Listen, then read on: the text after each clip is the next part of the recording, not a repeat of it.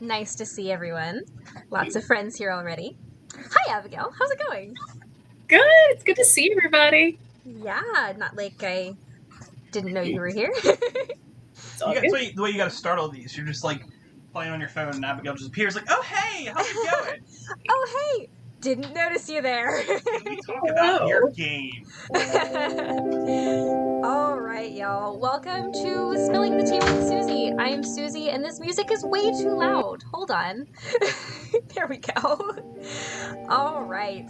It's time to spill some tea. Did I post that? Hold on. I did. All right.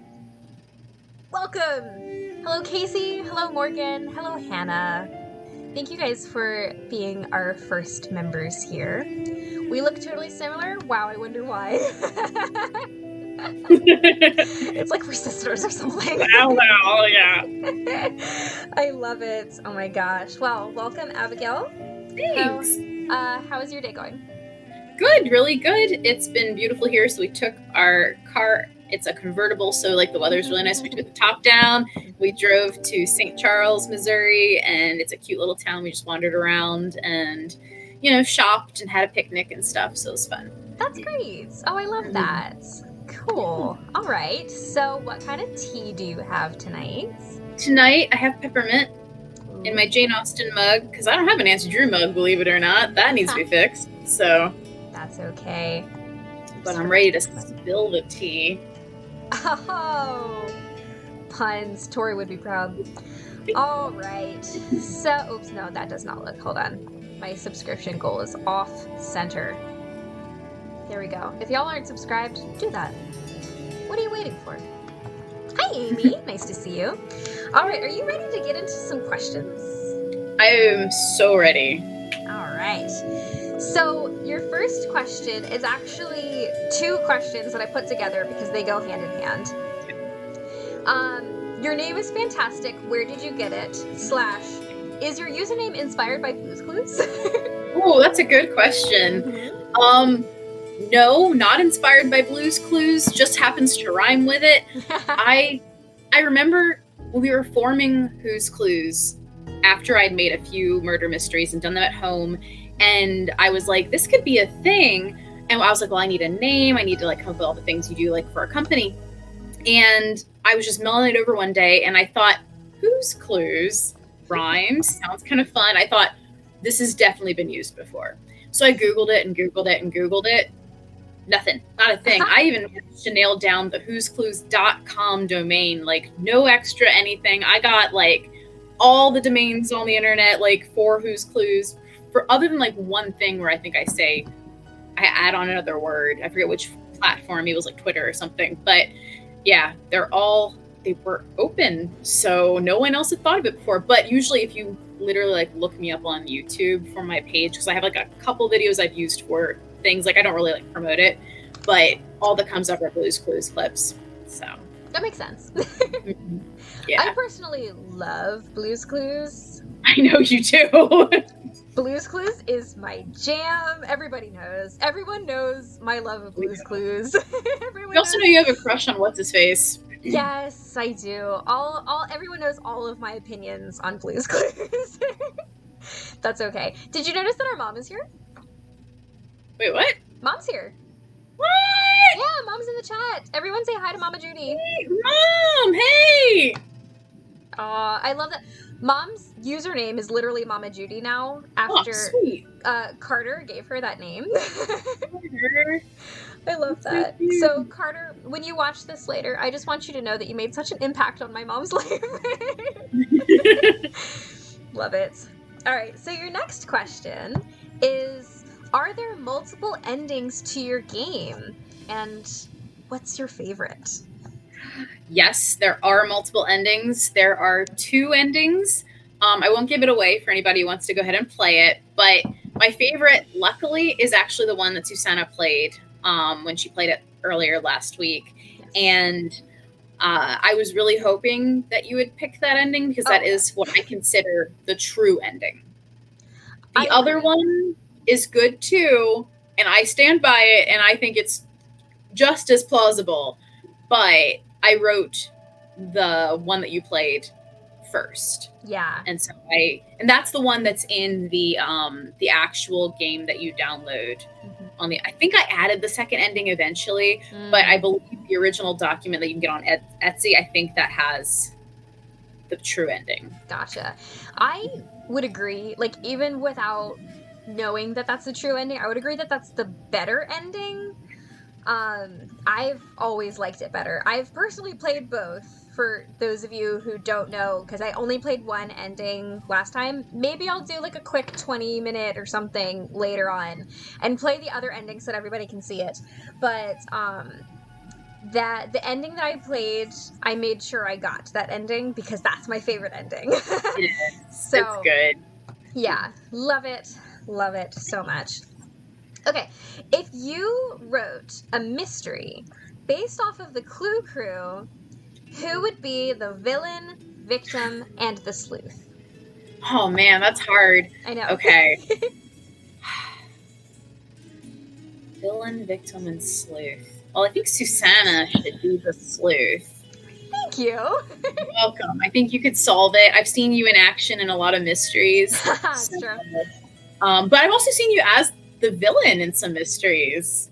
Susanna plays such a good villain. I have to show a clip of that at some point. I have a video of her doing her like big villain reveal, and it's so good. So maybe I should get you cast you as the villain. Okay, maybe Susanna's the villain. Let's see. I can play the corpse, so we'll just I can lay down and do that. And then we need the sleuth. And gosh, everybody's so good at murder mysteries. That would be really hard. I know. We need a guy in here. Maybe Hugh or Carter could be the sleuth. There you go. Mm-hmm. Both great options. Mm-hmm. Hi everyone, good to see you all here. Hey guys. All right. So then they're gonna really like that when they watch that back. Oh my gosh. Okay. How long did it take to make Murder at Chateau de Rouge? That took from March to June. Oh, so that's not long at all. No, it might have been longer. You know what? I take that back. I'm thinking back to when I was commissioning the art, and I know I got my first sprites back in November or like early December because I was conducting that nativity play at work, and I was directing that when I got the sprites. So I take my answer back, actually. The bulk of the writing might have started in like March, but the whole process started in like late November, early December of 2018. Mm-hmm. And then I finished and published it in June of 2019. Okay. Mm-hmm. Awesome. Wow, that was so long ago now. So long ago. I know. That's right. That came out the month I got married. Yes, it did. I was playing it at Mom and Dad's house, like before I moved in with John. You were. That was when you did the video of you with Foxy. I hope everybody got to see that on Abigail's story, and I shared it to my story as well. My dog that I used to have was like sitting with me while I played and just gave like the best facial expressions, and then Brenton did it too. Well, it's the part of the game where Grayson is asking Violet like why he ran through the window or something like that, and he's like, "You're in the rain like a fool," and you pan to the dog, and the dog's just like. And so we did it with Brenton too, and Brenton was like, so good. Oh my gosh. You're a real Snoopy Susie, aren't you? You get me every time, Liv. Okay. So, yeah, so Murder at Chateau de Rouge is everyone's favorite game now. It was so super fun to play. Also, you said Violet. Is it Violet? Is it Violet, not Violet? I say Violet, but I like that you say a Violet because I say Helena. I think it's probably technically Helena. Helena. I said Helena too. I say Helena. So I think Violet is just as good as Violet. So I think it's good either way. Okay. I definitely believe it's spelled Violet. It really is. It's a weird spelling. I literally made up the spelling myself. I see. So actually so there's a sticker subscription called Violet Stickers, and it's spelled like that. Then it probably technically is. Honestly, there is so much wrong with Murder at Chateau de Rouge because I slapped that game together my first time. there's so much, like, it takes place in England, but it's got a French name and like sort of a French maid, but she's totally British. It's a hot mess. I have had French people complain to me before. I'm not even kidding. It's one of those things where I'm like, you know what? I'm going to love it for what it is, flaws, and also when people come at me with that, I'm like, yeah, you're right. there's stuff wrong with it. That's so funny. Oh my gosh, there's a question that comes up later that'll have you delve deeper into that, which is so funny. Okay, so the next question is, what is your favorite ballet? Ooh, that's a great question. Oh, for those who don't know, Abigail is a literal ballerina. I would have to pick the Nutcracker just because there's so much variety to it. And I mean, you have like the Sugar Plum Fairies, and then you have the whole main story, and then you have that dream story. I don't know it terribly well because I've never like performed in like a whole big production of it, but I like the music a lot. It's beautiful. Do you also, because I know that you and I had the same childhood, but when you think of the Nutcracker, do you also think of Lamb Chop? I can't unthink of it. I can't separate the two because every time I think of the music, I'm like, what's that right there? Do you remember that? Mm-hmm. In the light there. And it's where the like Sugar Plum Fairies are coming. Fairy, raisin eyes, cherry nose, spearmint breath, caramel candy hair. Yes. Yes. You're welcome, everyone. Yes, and that has been Spilling the Tea with Susie. Bye.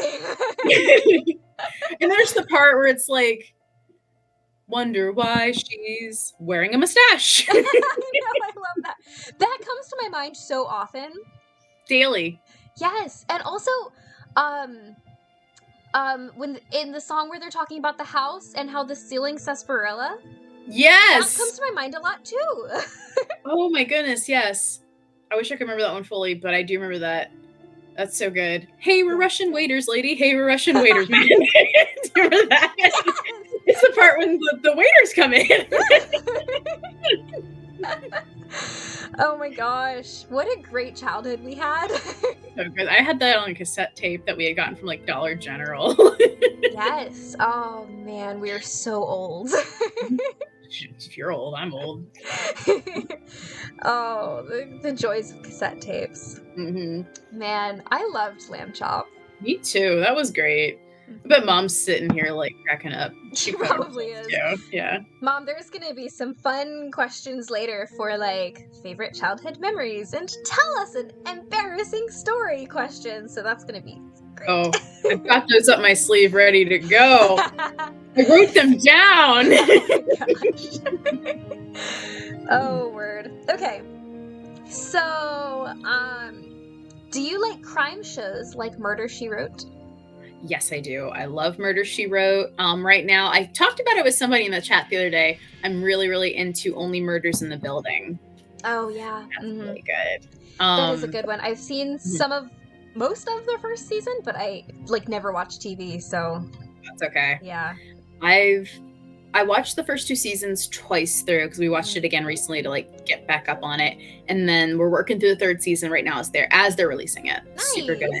But yeah, I love Murder, She Wrote. I liked Castle back when that was on. Oh, I loved Castle. Psych is my favorite show probably of all time. Psych is so good. Casey's been watching Psych for the first time. Yay, and Casey! Loving it. Yes. Oh, sound off for Psych in the chat. Mm-hmm, please.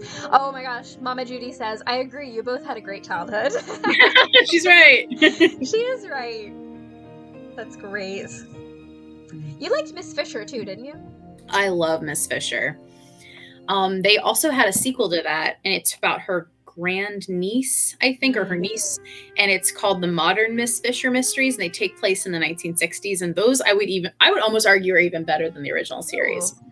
That sounds fun. Those are really good. Yeah, I love those. Yes, Abigail's a big mystery person. Mm-hmm. Yeah, all things mystery. Brenton says, slice one up for the road. Amazing. Everybody loves Psych. Casey's not done yet. She's almost at season 8. Oh, wow. You're really cranking through it. Yeah, she really is. worth it. It's my comfort show. I put it on the background all the time. Oh my gosh, I love that. You know what my Right comfort now- show is? I do know what your comfort show is. I just started it again yesterday. Sabrina. It's the best. Because it's so good. It's so good. What were you about to say? I'm also working through Brooklyn Nine-Nine. I don't know if we consider that a crime show, but sort of. There's crime. It's a There's show. crime. Yeah. Crimes happen. Yeah. So, On occasion, crime happens. occasion, they're cutting up. They stop the hijinks to solve a crime. Oh, I love Brooklyn Nine-Nine, but you know I just love Andy Samberg. He's a total daddy, so. God, I know. He was in an episode of Sesame Street the other day, and I was like, Liam, we're watching this again.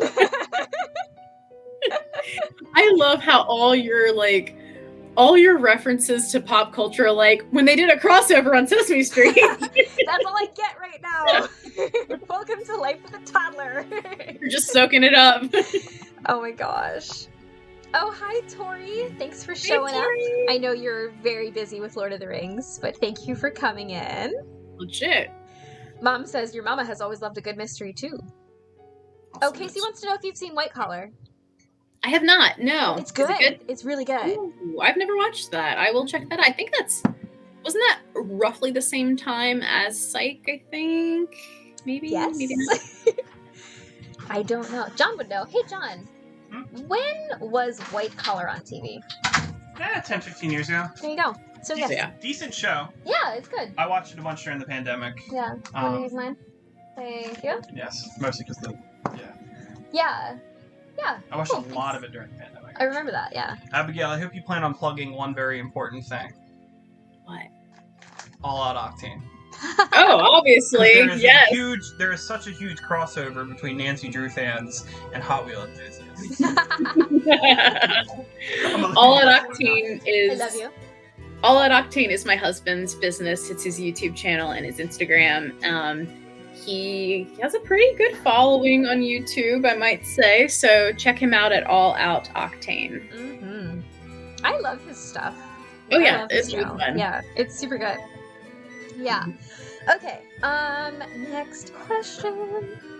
If you could be in a ballet based on a Nancy Drew game, which one would you like to be in?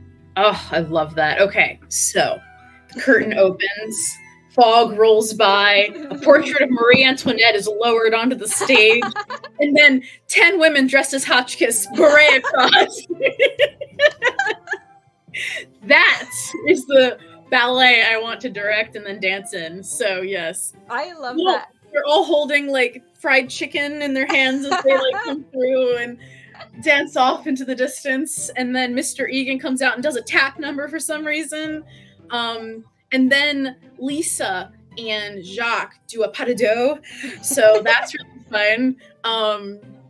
She's holding a giant diamond for some reason. It's very meta. It's very like abstract, but there's It like a sounds like power. practically avant-garde. It is. There's no true story here unless you're maybe a little drunk. But I'm just kidding. Just kidding. But that's what I would do, and it would just have a lot of imagery from it. We would have numbers called the 3 medallions, and 3 different ballet dancers would come out dressed as medallions. One red, one purple, one green, I meant red, blue, green. Yes. Um, Yeah, you know that purple one is the one that I made up. I know that. Yeah. There would be lots of numbers named like Key of Queen, Diamond Key, stuff like that. So yeah. Yes, I love that. How about There keep would be- this stupid medallion? It's yours. It's yours. Or There would be for a the number. cheese. She's so cheesy. There would be like a whole number entitled Hotchkiss's Boots.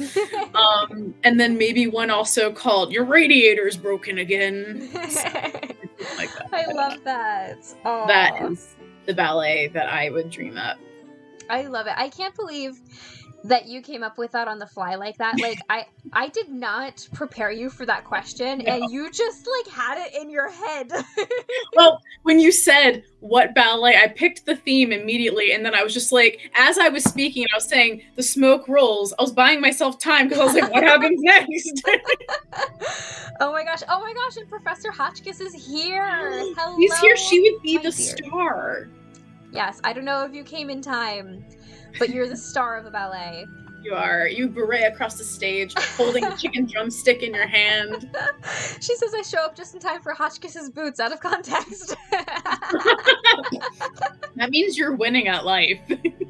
Yes. Oh, I love it. Ballet on my drumsticks. Oh, she's actually a dancer too. Love, well then I cast the right person. You sure did. Yeah. Oh, thank you for being here, Prof. Yes, thank you. Hachi. All right. What's your next question? Oh gosh. Okay. Your next question. Is it one from John? No. It's what was it like to grow up with Susie? Well, I remember when she was born. It was fun. We got along really well, I would say. Especially like when I was a teenager and we kind of were home together a lot. That was a lot of fun. I remember doing a lot of like picnic lunches and things and going outside and playing with the dog. Taking pictures. We did a lot of photo shoots with Abby. Yeah. Yeah, it was super fun. We obviously played Nancy Drew games almost constantly. Yeah. We so the Nancy Drew game releases coincided really well with Abigail's birthday and Christmas. So Abigail was gifted every game every year for both her birthday and Christmas. So I didn't own any, but she had them all. So when she moved out, I was like, well, I'm gonna need my own games now. I know, like, whenever I got the games, I was always like, thanks. I was just like, this is going to be a point of contention between us.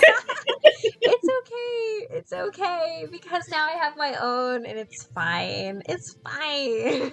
Yeah. But, no, it was totally fine. We had a great time. We would always play together. I don't think there's a single game that we didn't play together. No, nothing. Yeah. I don't think so. Yeah. Maybe like Thornton Hall or actually Waverly, I think I played by myself, and I think I actually played Labyrinth of Lies by myself. And I think for me, Icicle Creek and maybe Thornton Hall. Yeah. Okay, so I take that back. So we did play a few, but then we would always get back together and like play. Yeah, and that was because I was in college at the time. Yeah. It was just a little rough at that point because I was like 16. Yeah, and I was in college, so. Yeah, we lived in different states. So we definitely, I feel like we even became better friends after you moved out and I didn't have to clean up your messes all the time. Or vice versa. Excuse me, ma'am. I was the clean one. I have a story to illustrate.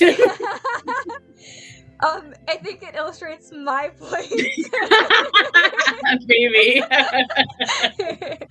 So, yeah, anyway, so we just, like, realized, especially as I became an adult, that we're the same person. Pretty much. Yeah. I mean, look at us.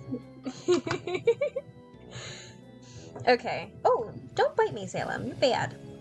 So, your next question is, should Her Interactive remaster the Vampire Diaries game, or is it perfect as it is? It's perfect as it is. I agree. It's perfect. Because I just think the little doctor vampire guy is just adorable, and you couldn't get that again. I know. I love him so much. And, like, anyone who has seen my video of, when we played the Vampire Diaries, and that was like literally the first thing I ever streamed. So if you go back to April, like the beginning of my channel, watch it. It's really fun. But I was fangirling so hard over this vampire. It was so embarrassing. He's so adorable, and he's in 2 episodes of your favorite show, Sabrina. He is, and I didn't realize because I was looking at Harvey. obviously, like you should. I know. But yeah, he's super fun in that game. I mean, it's such a fun game because it's so obscure, and the gameplay itself is obscure. Like, it is hard to get through that game without a walkthrough because nothing makes sense. Nothing. Is it well done? Probably not. But honestly, I love that. Yeah. I love that it's difficult and that it has all this wonderful nostalgia in it of what it was like to play video games in that era and how they didn't really make sense, but it was okay because I don't think they were trying real hard to make them make sense. I think they were trying real hard to be storytellers, and I think that's so much more important. I would take that any day. I love the story. I also love, and this is probably controversial, but I love that era of time because there's something kitschy and like silly about the way they handled like teen romance back then. They always had girls like fangirling over all these cute guys, and it just plays to me into like the whole boy band era.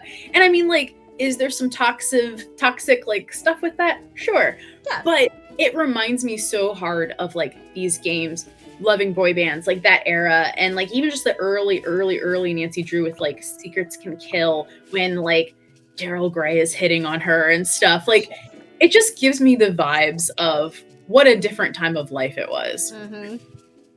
Yeah, absolutely.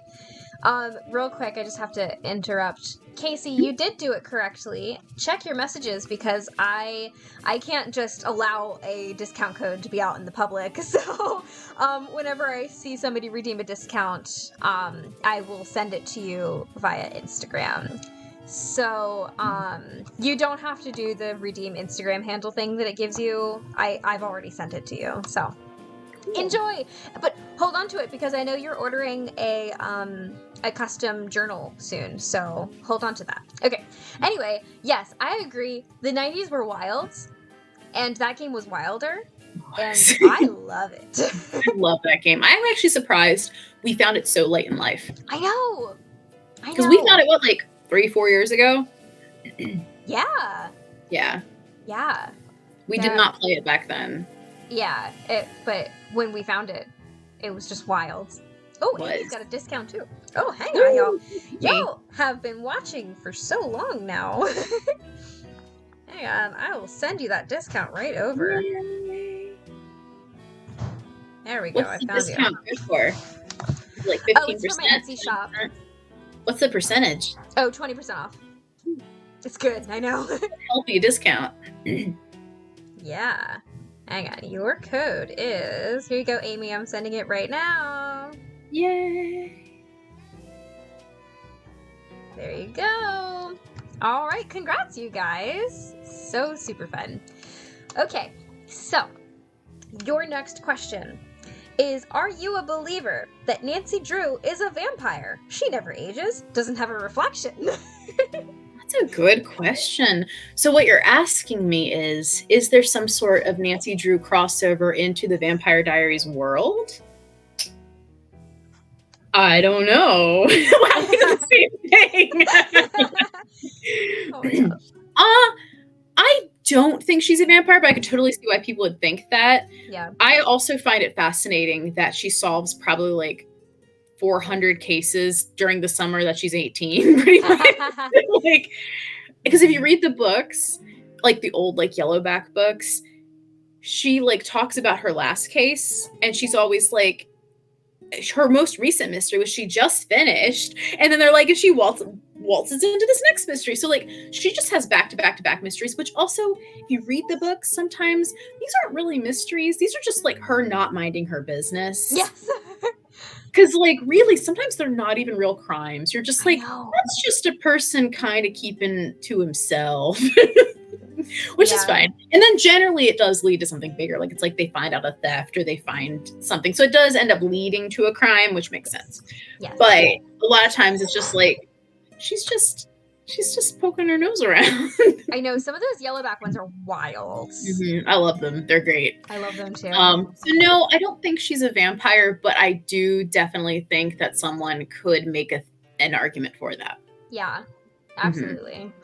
Mm-hmm. Your last vampire question is you have to replace a character with a vampire in the Nancy Drew games. Who? Well, my very first thought, and I don't know why, and I don't even have an answer to back it up, is Colin from Venice. I don't know. What I would probably do is just swap out blonde guys. I would take the blonde guy from Vampire Diaries and put him in as Colin, and then take Colin out and put him in Vampire Diaries and have him run that store and that museum. I don't know why. I just can't would. see Colin being that character. No, but I think he'd have a lot of fun with it. He would be like, "Hey, vampire person, come look at my Tesserae slides," and he would just bore the whole town, and there'd be no more vampire activity. Wow, there would be no plot. There'd be no plot. Because Everyone would Blonde boycott that Vampire, place. like, puts the story forward. But you know what? He is a historic, like, restorer. So he could work at the museum. There you go. Definitely could do the work. Oh my gosh, that is so funny. I feel like that's not the answer people are looking for. But, Professor Hotchkiss says Colin running a museum would be hysterical, and Casey says, I mean, I can see Colin as a vampire. I love it. Thank you for backing me up.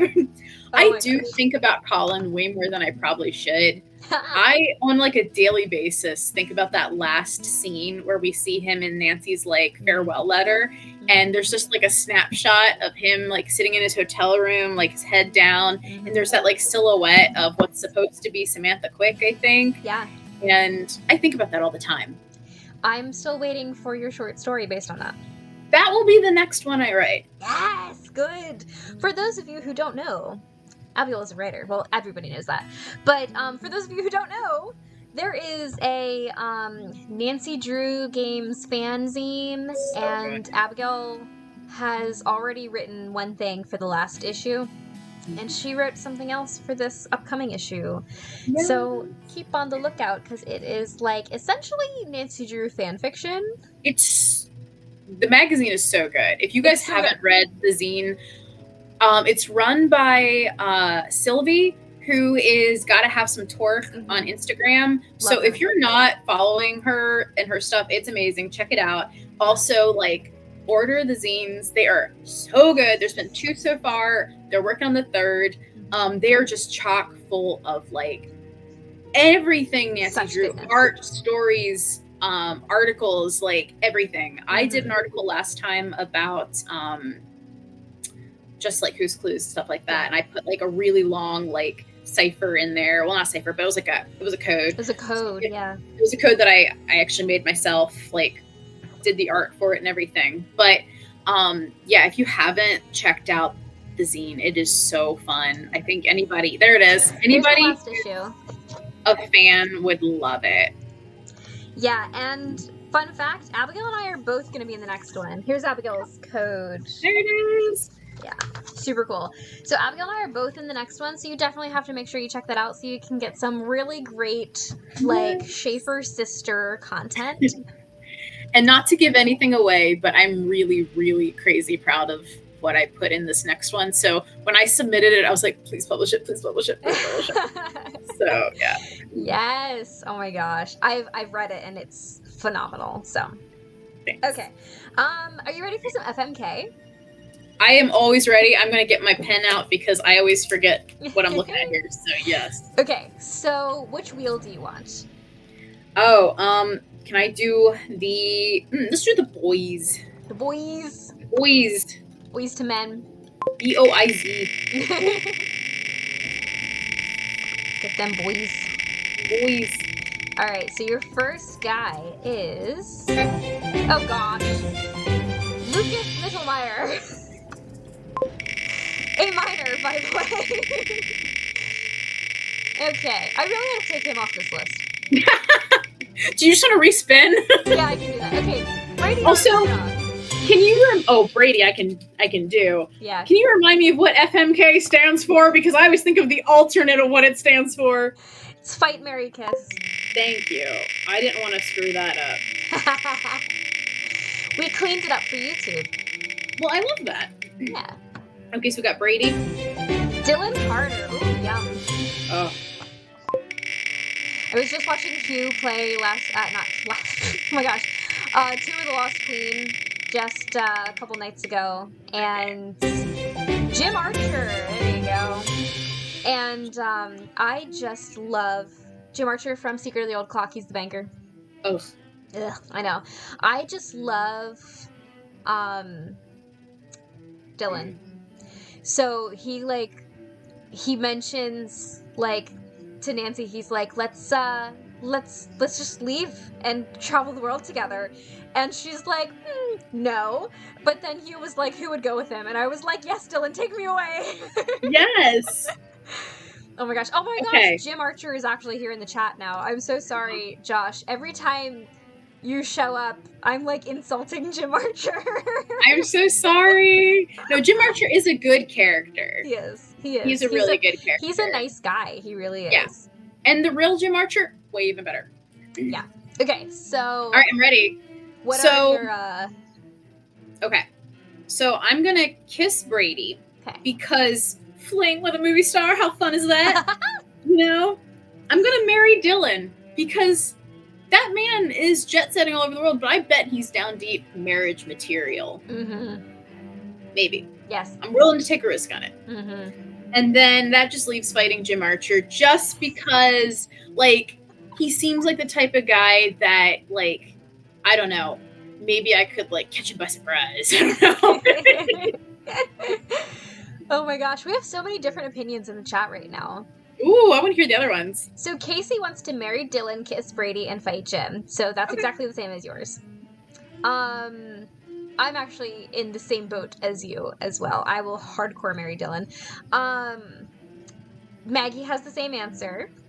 Amy wants to fight Brady, marry Dylan, and kiss Jim. Okay. Mm-hmm. Professor Hotchkiss wants to kiss Jim, fight Brady, and marry Dylan. And Professor Hotchkiss also says, I dare Brady to show his face. Okay. Mm-hmm. Yes, and Morgan wants to fight everyone. Go Morgan! Look at you, starting a fight club. Oh, Morgan! The Morgan Fight Club is intense. All right, some more questions, shall we? Yeah. Or more FMK. We're always up for more FMK. I'm up for anything. I can do either way. Okay, let's play more FMK. I just love FMK. It's so fun. I know. Okay, so your next guy is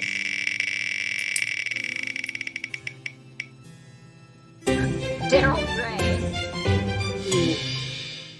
Could be good or bad, depending on if it's the OG or the remaster. Your next guy is Tex Britton. And finally, we have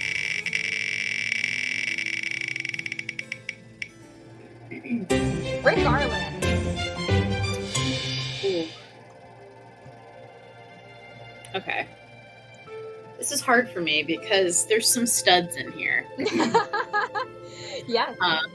Okay, so first off, I'm going to marry Tex. Yeah. I know that he's grouchy, but that man has a heart of gold, no pun intended. And actually, no pun completely intended.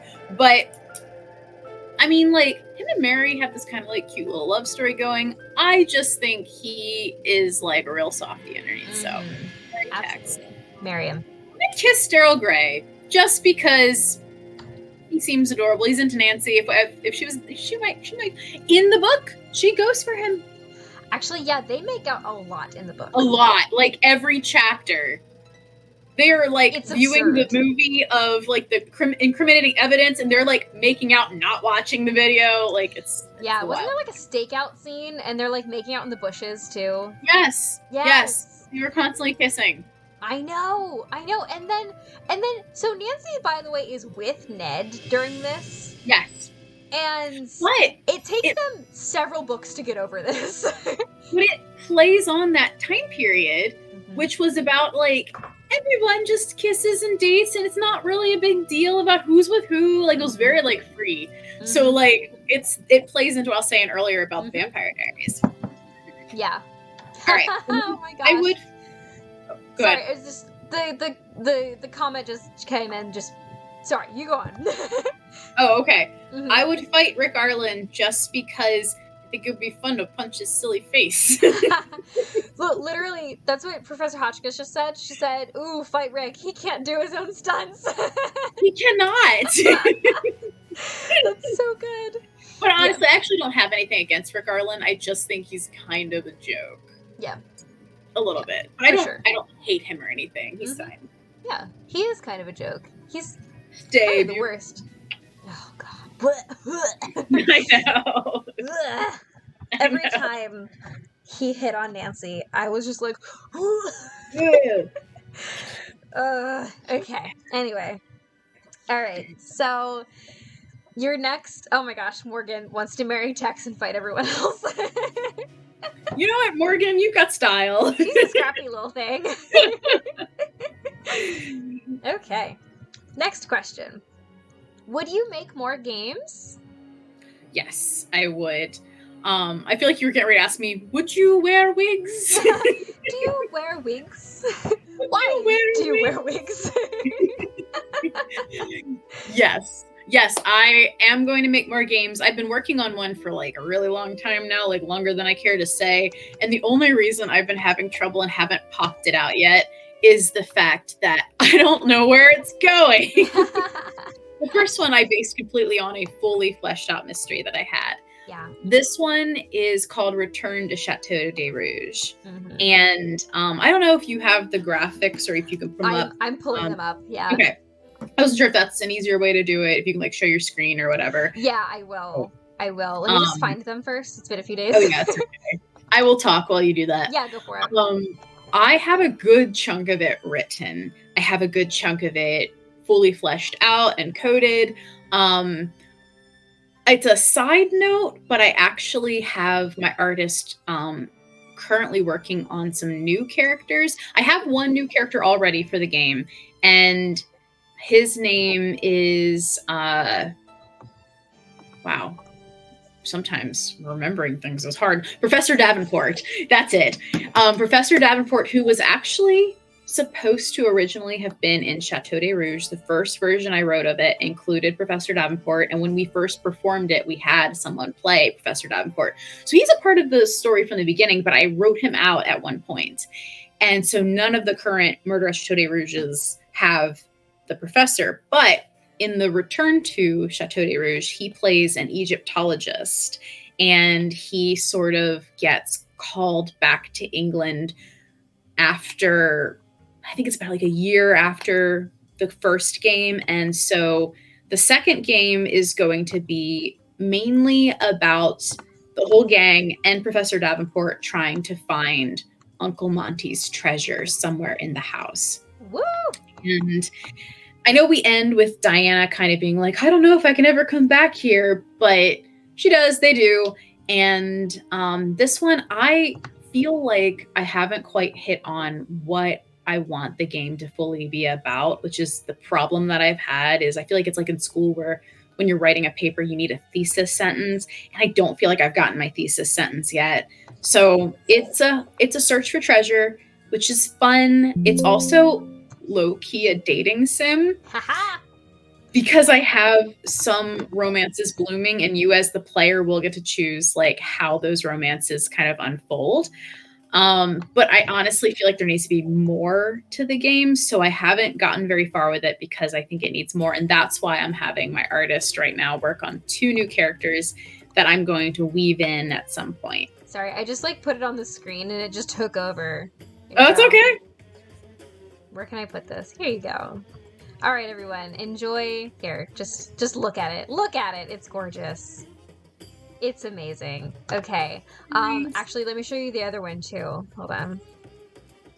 That one's just sort of like a still scene, but Yeah. I still like the way the graphics turned out. Mm-hmm. There you go. Yay. Check that out, y'all. Isn't that great?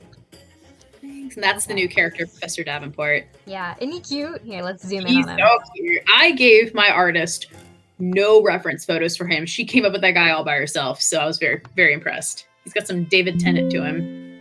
He does. I like that. All right. Very nice. Very, very cool. Your next question is, if you could rewrite a Nancy Drew game, what would it be and why? Oh, that's a good question. I think Labyrinth of Lies is awesome, and I enjoy a lot of the visuals of it and the story, but I feel like it's a little convoluted at times, Mhm. and I think there could have been a little more clarity, but I would keep all of what it is. I just think it could have had some more explanations to it. Yeah. You know what I want to know? Mhm. I want to know, how is the audience seeing everything if all of their sets are underground? And also, I want to know why they have real lava. It almost makes me wonder if they're doing sort of like a Disney World thing where you Like go walk through. down with the characters. I've wondered Either that that- too, but I don't know. It's either that or they're doing like a Phantom of the Opera thing where they like raise up each individual set somehow, but that would take like crazy hydraulics. Yeah. I truly don't know. But that's a really good answer. Thanks. So, favorite Jane Austen novel and favorite Jane Austen film adaptation? Oh, love that question. Okay, so favorite novel is Emma by far. Mhm. I am an Emma Same. just at heart. Yes. Favorite adaptation of Emma would be probably the Roma. I don't never know how to say her last name. Galari, whatever her name is. That version of Emma. I think that was like sometime in the early 2000s. That one's really good. And then of course, it's not Emma, but the 2005 Pride and Prejudice is flawless. Agreed. So I love that one. That's everyone's favorite. So good. Oh. So Brenton just commented, don't they allude to hydraulics and such in the game that they rotate the sets? They do mention it, yeah. I believe they do at least. I think. I don't know how extensive it was though. I don't know. I haven't played that game in so long. Yeah. It's a good one though. That is such a good one. Yeah. Okay. I love it. So this is the question I was telling you. I'm really excited to hear your answer because I think we're going to say different things. Out of the two of you, like the two of us, who is the bigger Nancy Drew fan? Okay, so I think we've actually switched places a few times in our lives. Yeah. I think I was the bigger fan for a while, especially like getting all the games, and I was the one like buying a lot of the merch and everything. However, especially this year with like moving to Missouri and my whole life changed completely like in like November and December of last year. Yeah. I had to kind of pull back a little and like get my life like back on track basically because everything in my life changed. Yeah. And I feel like totally unrelated to that, you sort of found your step with the Nancy Drew community in a new way. So I would say now at the moment, you're a very, very active fan. And I think we just kind of go through cycles. That makes sense. Yeah. Mm-hmm. Yeah. I was thinking out of a like purely either Abigail or Susanna answer. I think it's me. Yeah, But you weren't always. But no, But you weren't always though. That's why I'm saying like we've gone through shifts. Yeah, I think. Because I went through periods where I was like Nancy Drew everything all the time, and then while I was in college, you were a rabid fan, and I was like, I don't have time for this, Abigail. And you know what? I think that's the difference is the time allowance because I would love to be more involved in like the Instagram chat and things like that, like the stuff that's going on. I just like my new job, I am like locked down at my cubicle, like can't pull up my phone very often. Like I couldn't check it throughout the day. And so I've had to take a step back because I just don't have the time. Yeah.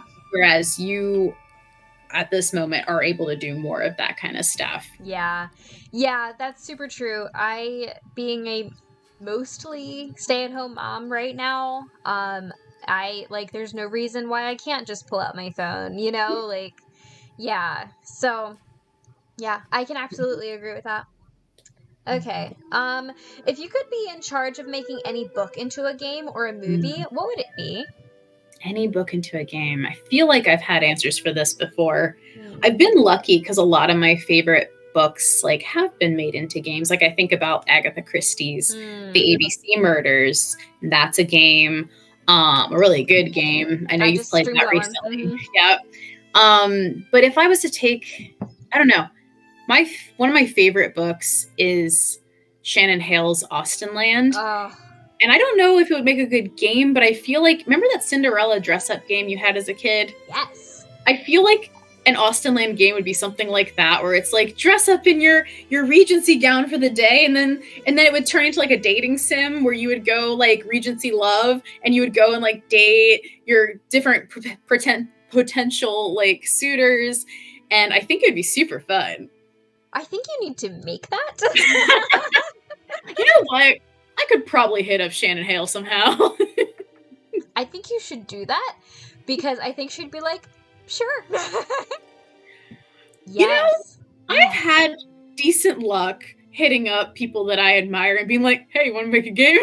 So. No, seriously though, I know Abigail's got such great luck with like just very minor celebrities. Yeah, it's great. I mean, I've like dabbled, and I'm nowhere near as good as Abigail. My only success story is sending Hugh Miller a message, and I was like, hi, do you want to be friends? And he was like, yeah, sure. Well, also, you chatted with Lonnie. That's right. Me and Lonnie are super tight now. Yeah, you are. She told you secrets. No, she kidding. told me, guys, she told me so many secrets. Oh my gosh. Oh, Maggie says she loves Austenland, and the sequel is actually a murder mystery. Yes, I love the sequel. It's so good. The sequel is so good. They're like two of my top favorite books of all time. If you haven't read them, they are just delightful romps. They are so good. I have to reread them every once in a while. I wish the second one, the murder mystery one, was turned into a movie too. I don't think that if they made it, they could make it in the same universe as the first one because they made it impossible with how they made the movie. Oh yeah, that's true, because she turns it into that like like Six Flags basically. She turns it into like an amusement park. Prejudice and roller coasters. Which is great, and don't think I wouldn't get a year past that. Well, I know. I would totally go to Mr. Darcy Land, but I mean, fun fact, like they didn't do it this year, so I couldn't go obviously, but like the last 3 or 4 years of my life, I've attended literally a ladies' retreat with the Regency Society of Virginia, which I am a part of, and we literally would go for three days, and sometimes it was like 4 days, and we would stay at an old, gorgeous, sprawling manor house in Virginia, and we would literally live like it was 1813 or so, and basically, I mean, I have an entire Regency wardrobe, like everything, you name it, I've got it, and we would just dress up like the time period. We had a wonderful, wonderful cook who once worked at Colonial Williamsburg, so she made all the like time period dishes, and totally Austenland. We had the best time, so love that. But were there hot men? There were no men. Yeah, that is the one drawback. I can just hear what's her name, whom I love from the movie, going, is that one of those Darcy guys? Yes. You're going to that Darcy place too? Oh my gosh, I love her. What is her name? Oh my gosh. Jennifer Coolidge. Yes, I love her. Ah, what a great movie. So Man, good. where were we? I think they'd asked me about. I don't even know if I fully answered it. Making a book into a game or a movie. Actually, I did. Yeah. Austenland. Yeah. So, what spurred you to create your own game? Ooh. I'm trying to remember I think I really wanted to publish something. I think I was feeling sort of like I reached a certain age and I hadn't I've done all this creative stuff, but I've never put something out there for the world. And I've been working on a novel for the last 10 years and I'm pretty far into it, but it wasn't ready yet. So I was like, I need to make something. And I remember starting a project earlier on with some friends, and we were like, let's make a visual novel. And so my one friend, Zada, he actually was like, I have software to make a visual novel. And I was like, excellent, you can do the coding. And then I talked to another friend about doing the art. And so she did some lines, line drawings and all that. And then it just didn't get off the ground. It was for my game, Death on the Moors. Mm-hmm. Takes place in England as well. Victorian era, and it's honestly one of my favorite mysteries that I wrote, and I loved it. But it just didn't happen. Everybody was busy. It was just one of those things that was a great idea, but we just weren't in the right place of our lives to really put it together. Mm-hmm. So I didn't want to make that one by myself because I felt I was maybe someday we'll pick that back up as a group. Mm-hmm. So I wanted to make something different. So I looked back at my games that I had at the time, and I was like, Murder in Chateau de Rouge is a very Clue type game. It's very basic. It's very much a straightforward murder mystery. So I was like, I'll pivot and I'll do that instead. So it was more I just had the idea and I was trying to find the best way to flesh it out. So, but I also really wanted to get, how they always say, if you can't find the book you want, write it. I think it goes the same as for video games. If you can't find the game you want to play, make it. Mm-hmm. For sure. Mm-hmm. I feel like I thought that there was an extra part to that. Which part? I thought that you wanted to make a game because there was no Nancy Drew content as well. I actually think that was part of it, because it was definitely during that lull before we had Midnight in Salem. Right. Because remember, there was a lot of chats in my Facebook group. Yeah. And remember, that's where Amelia Darnell was birthed as well. Yep. Which we still haven't gotten. I'm excited about that, honestly. Super excited about getting that one eventually. Shout out Hugh. You're right. But yeah, and then you were like, yeah, I'm gonna make one too. Mm-hmm. And then you did. And I had talked with the people at Amelia Darnell, and I thought about throwing my hat into the ring, but I ended up working on mine sort of just on my own, and so I didn't have the time for it. So I was like, I kind of didn't end up actually offering or applying even. Yeah. But there was that part. Mm-hmm. I was super involved at first with Amelia Darnell. Not in any role sense, but in the way that everyone was talking about it so much in the group at first, and everyone was saying it's going to be a Nancy Drew game, and I was like, no, make your own thing. And I was very adamant that they had to make their own thing. And also the voting process for the logo, I was very, very remember that.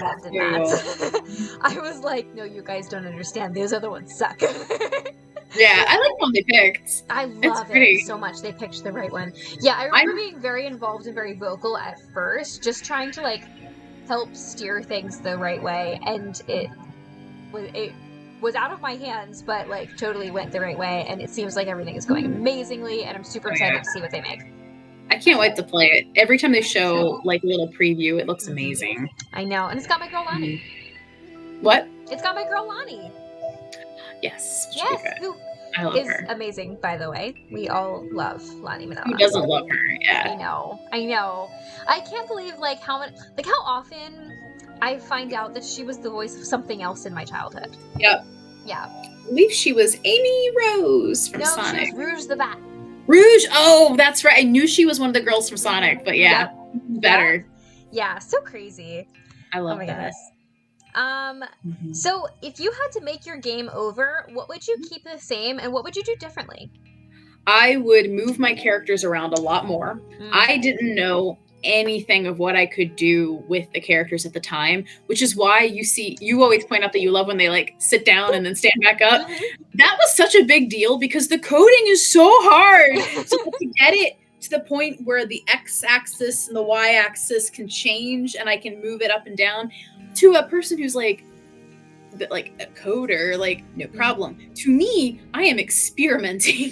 Yeah. So, and I'm out there on like forums trying to figure stuff out. So the new one, obviously it's still a visual novel. It's not like it's going to be like revolutionarily different, but the new one, I move people around a lot more. I would also have made flipped sprites where it's the same image, it's just a mirror image of them, because then they can look the other way. Mhm. I didn't do that for the first one. The new one, I have both the original sprite and the flipped sprite, so that I can have them looking both ways.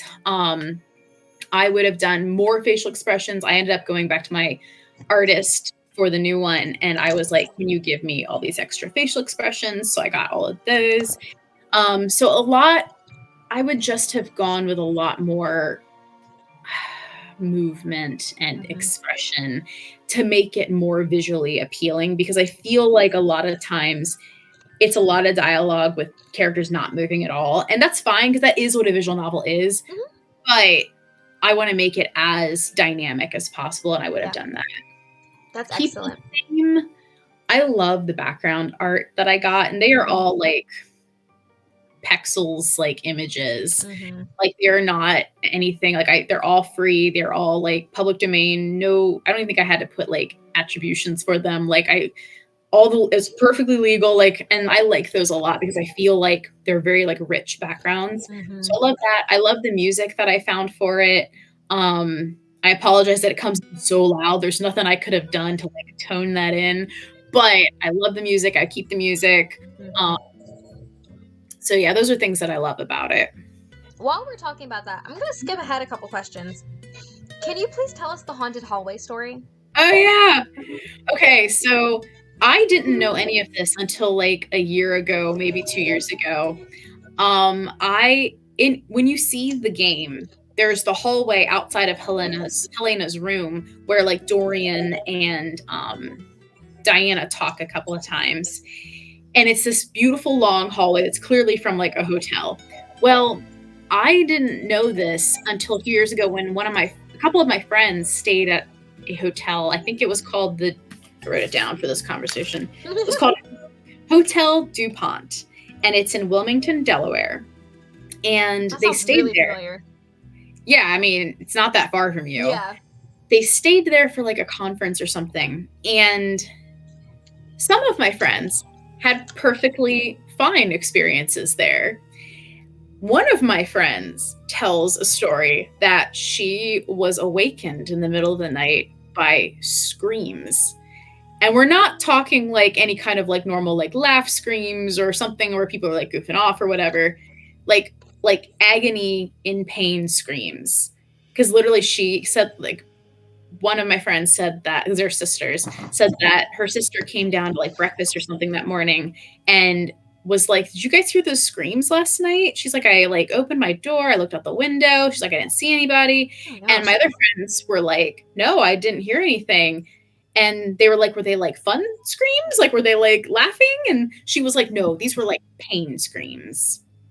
And so they looked it up later and found out that Hotel DuPont is like really crazy haunted. Oh my gosh. And the hotel, they showed me pictures of the hotel, and one of them, I saw that hallway and I was like, guys, I know this hallway. That's the hallway I use from my royalty-free photo that I got on pexels.com. And I was like, that's the photo of that hotel. So that hotel is super haunted. Wow, that's so crazy. Yeah. Man. Fun. That reminds me of the location of both my bridal shower and my baby shower. That place is so haunted. Yeah, I hosted Susanna's baby shower and her bridal shower at the like most haunted inn in Chestertown, Maryland. What a great place. Oh, so great. I'm sure the ghosts were having tea with us both times. Did you want me to tell my ghost story about that place? Sure. Okay. So when I was there the first time, I was visiting my friend who used to be an innkeeper there. And No, she doesn't work there anymore. Okay. But she was showing us around, and we walked into the room where we had your baby shower, and we were just looking around. I think I had my back to her. She had her back to me. And, well, actually, no, not yet. We looked at the giant, it's just this giant clock that was, like, made for the original owner back in, like, the 1700s. I mean, like, long back. Yeah, And this is a giant, colonial place. It is. It's colonial. It's old. Huge clock. Actually, I wrote an entire murder mystery literally for that place, and I've never released that. No one has ever seen that. No one's ever played it because we didn't play it because it was from 2020. That's right. We had to cancel it. Oh, Yeah, so I have a mystery that we've never used. But anywho, I was so excited for that one. I know. So we're looking at this giant clock, and my friend goes and opens the clock, looks in, and she goes, "Huh, there's nothing in there." She closes it. Well, I turn my back to look at like something in the other part of the room. We have our backs to each other, and I just hear this sound like a man exhaling, like like exactly like that. And we both turn to each other, and we're like, "Did you? No. Did you? No." And we're just like, "Okay, moving on." And we left the room. But we definitely let something out of that clock. And we found out years later, I mean, like maybe like 2 years ago or something like that, my friend said she had some paranormal investigators come to the inn and do the readings and everything. And the paranormal investigators basically like, they found tons of activity. They did like, I think my friend did some research on the house and found out that the owner had the clock built specially for the inn, and that he loved the clock so much that he said that when he died, he was going to live in the clock. So that was and he did. he did. You know what? He attained his goals even in death. So Oh man. Yeah, John and I looked at that inn for like our wedding, and your friend showed us around. oh, good. And told us some stories of like guests who saw ghosts, and it was crazy. They see stuff like at the end of their bed and things like that. There was a chair in the guest house that like it had a hole in it. It was the colonial toilet chair. They would put like the chamber pot underneath. Some people woke up to see a man in like colonial garb sitting in that chair. He's probably like, "Excuse me." So she was like, "So that's the story I like to tell of the ghost who used the toilets." She's so cute. I love that. My gosh. So anyway, enough about ghosts. Your next question is really silly. What perfume do you think that these characters would wear? Okay. Mary Yazzie, Hotchkiss, Frosty, and Mrs. Drake. All right. So we'll start with Mary. Mary. All right. Mary Yazzie. This is fun, actually. I like this. I know, right? Okay. Mary Yazzie, I want to say, would be in something kind of musky. Mm-hmm. So something like almost like a guy's cologne, but maybe like with a hint of softness. Because I feel like this is a woman who like, knows herself. Yeah. And she is riding horses and making jewelry. And I don't know what the scent would be exactly, but it would be outdoorsy and musky and have a little bit of like the scent of like grass and mountain air to it and stuff like that. Mm-hmm. I would think like leathery almost. Leathery is good, yes, for the horse stuff. Yeah, like the saddle. Yeah. Mm-hmm. Yeah. Hotchkiss. Sweet as the smell of fried chicken. The best. Oh my gosh. Maybe not fried chicken specifically, but if KFC ever came out with a fragrance, which they probably would, she would wear that. At KFC, sponsor me. Basically, I will make it for you. Just you guys wait until I stream I Love You, Colonel Sanders. Oh my god, that game is so good. Do you want to join me for that one? Kinda do. Yes! That game is one of my favorite games of all time, and I'm not even being kidding. Literally I'm not even so kidding. good. It's literally so good. That game makes you want KFC so bad. Dude, I'm not gonna play unless we eat KFC. Yeah.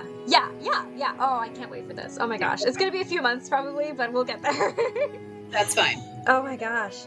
Okay. Frosty. Okay.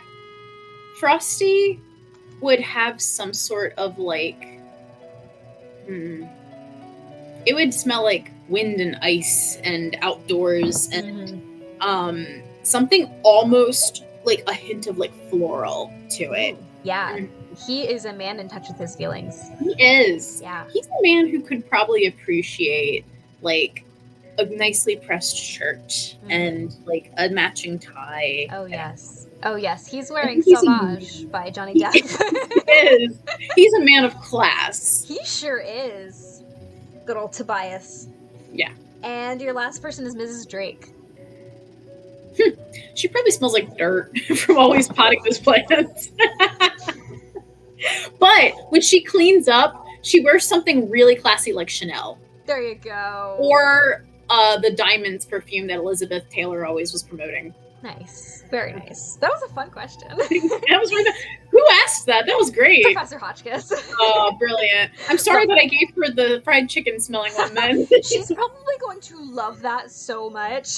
Hope so. Everything that she had, like all of her merch has drumsticks on it, like on the wrist or something. So great. Love her. Does so she much. want to sponsor the KFC game? This is a KFC stream sponsored by Professor Hotchkiss.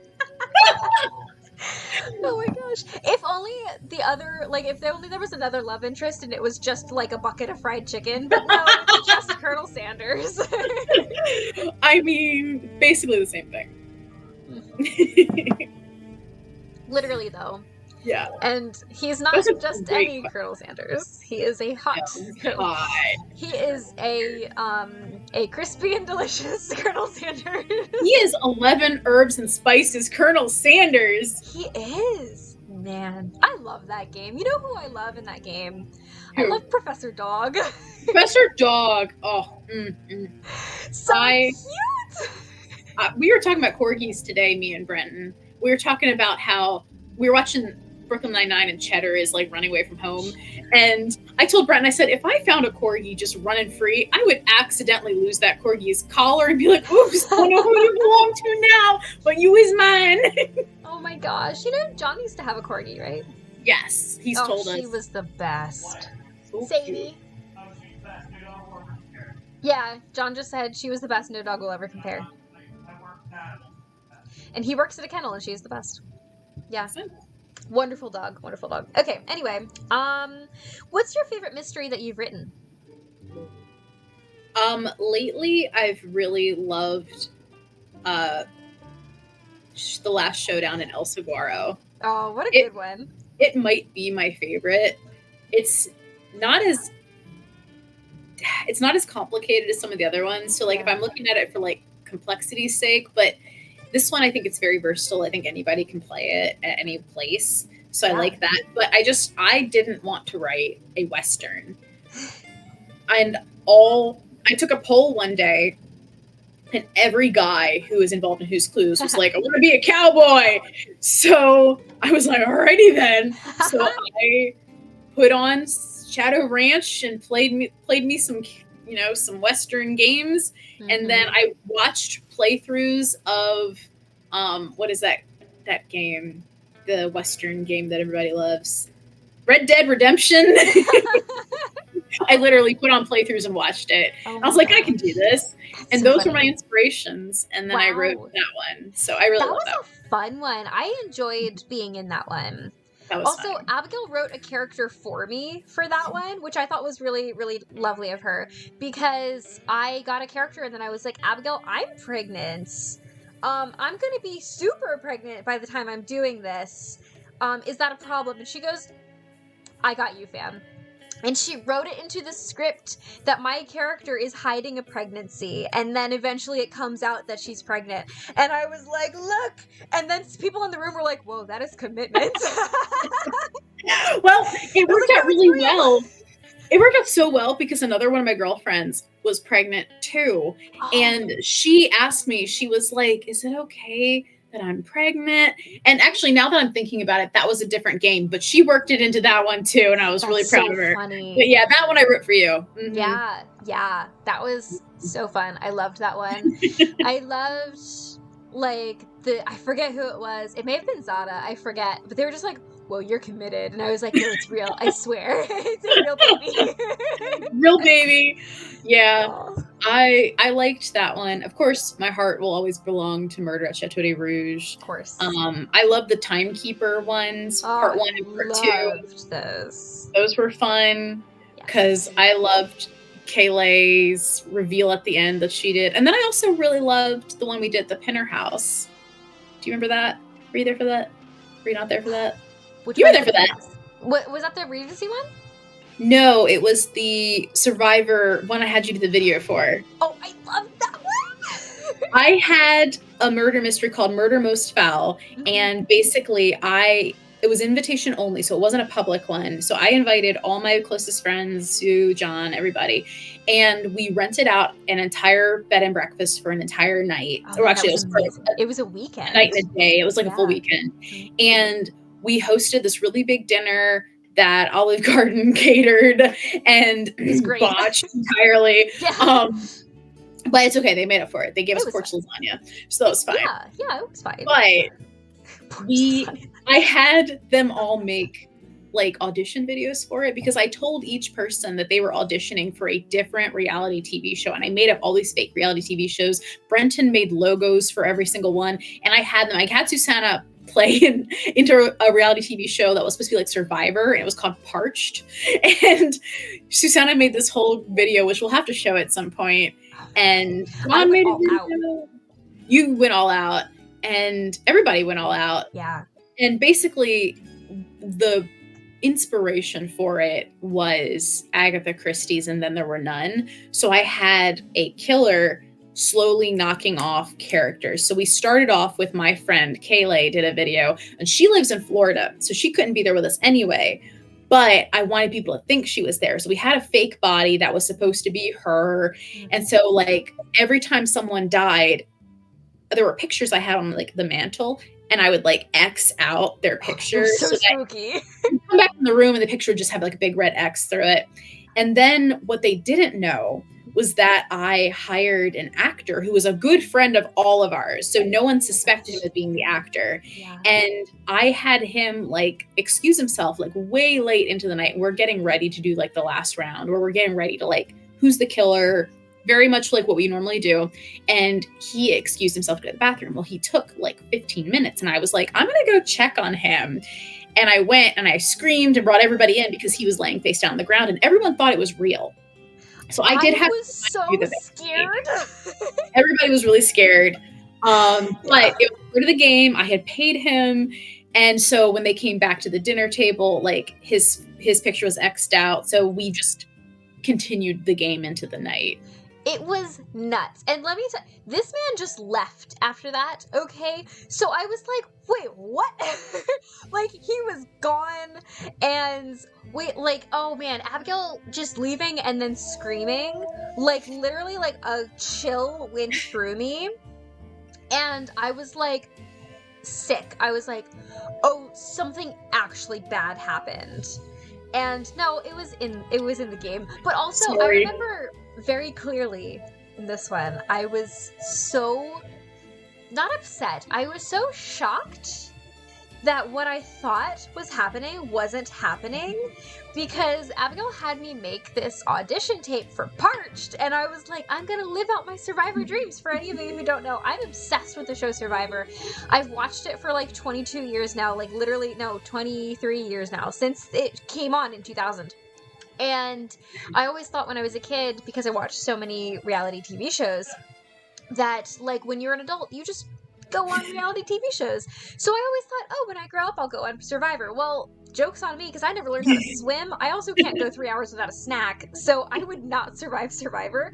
So I was like, yes, Abigail wrote like my dream. I'm gonna get to go and be on Survivor. And no, I came and we start watching these audition tapes, and I was like, that's not my show. That's not my show either. There was like a Bachelor type show, and then like one guy was playing poker, and like it was so crazy. There was a home improvement show. It was so funny, and I was just like, I didn't expect this. But we also had confession videos where every time you felt like you wanted to, you could go and talk to the camera and be like, right. I can't believe this person is dead. Da, da, da, da. That's right. All of this, by the way, is on Abigail's YouTube channel. If you're Yes, ever it is. curious, is the Mhm. whole video, is the whole mystery on YouTube? If it's not, it's on the Facebook page. Yeah, so you can Mhm. actually watch Mhm. this one in its entirety of like all of us live solving this mystery, and all of the auditions and all of the confessionals are all on YouTube.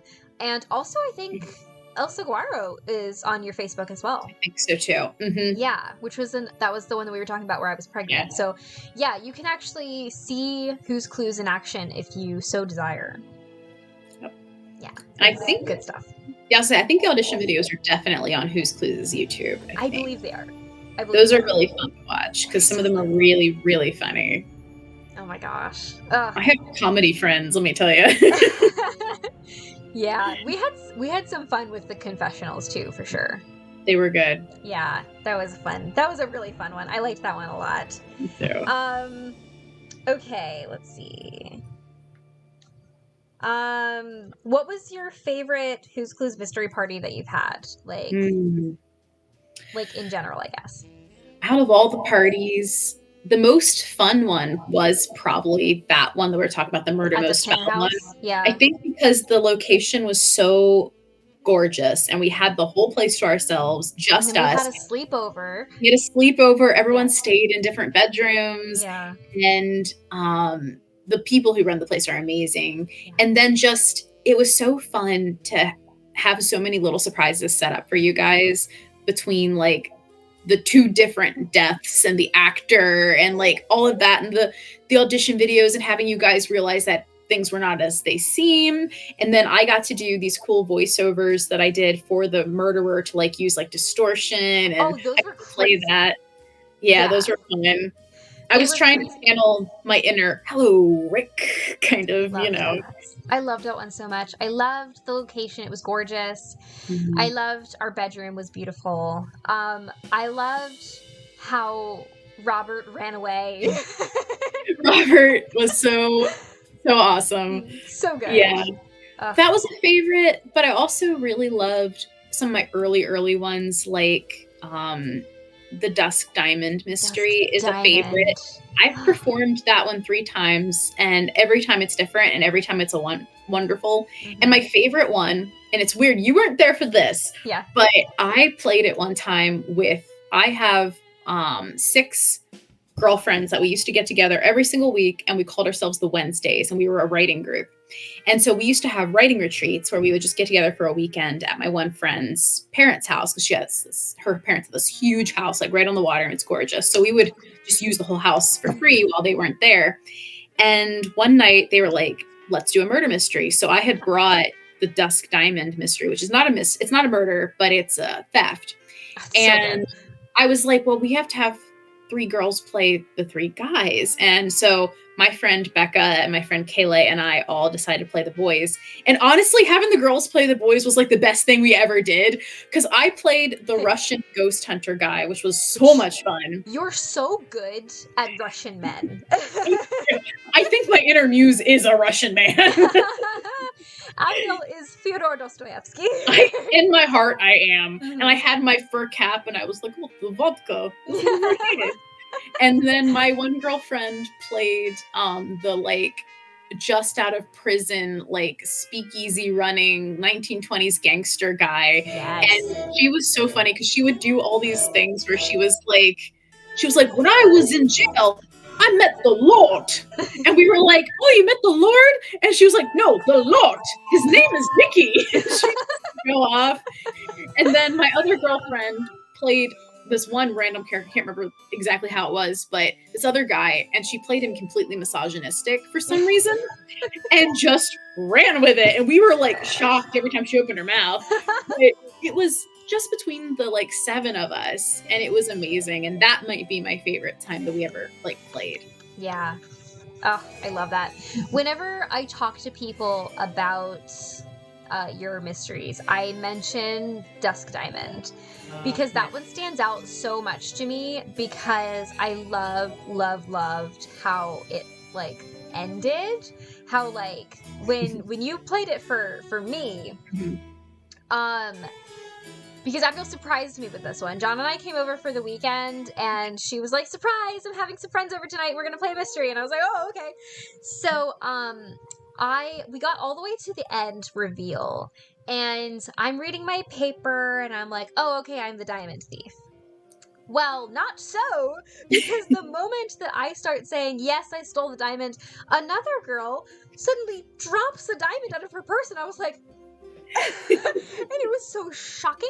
And then I think there was another person who was like, "Wait, hang on, I thought I stole the diamond," right? Were there 3 of us? No, there's 3 diamonds, but there's only right. 2 There's thieves. 3 diamonds, yeah. And it was just so insane, and I was like, "This is crazy." It was so good. Thank you. Yeah. I love that one. I've played that one like at least 3 times, and every time it's been a delight. People really react well to that one. Yeah, for sure. It's a good one. Thanks. Okay, it's time for some FMK. Woo! All right. Ready. Spinny, spinny, spinny. All right, your first guy is Ewan McLeod. Okay. Stop messing with that. Love it. Your second guy is Ralph Gardino, the true hero of Stay Tuned for Danger. Wait. The security guard. The security guard. Yeah. Awesome. And finally, Carson Drew. Oh, yes. Daddy Golf Ball himself. I got you. Yes.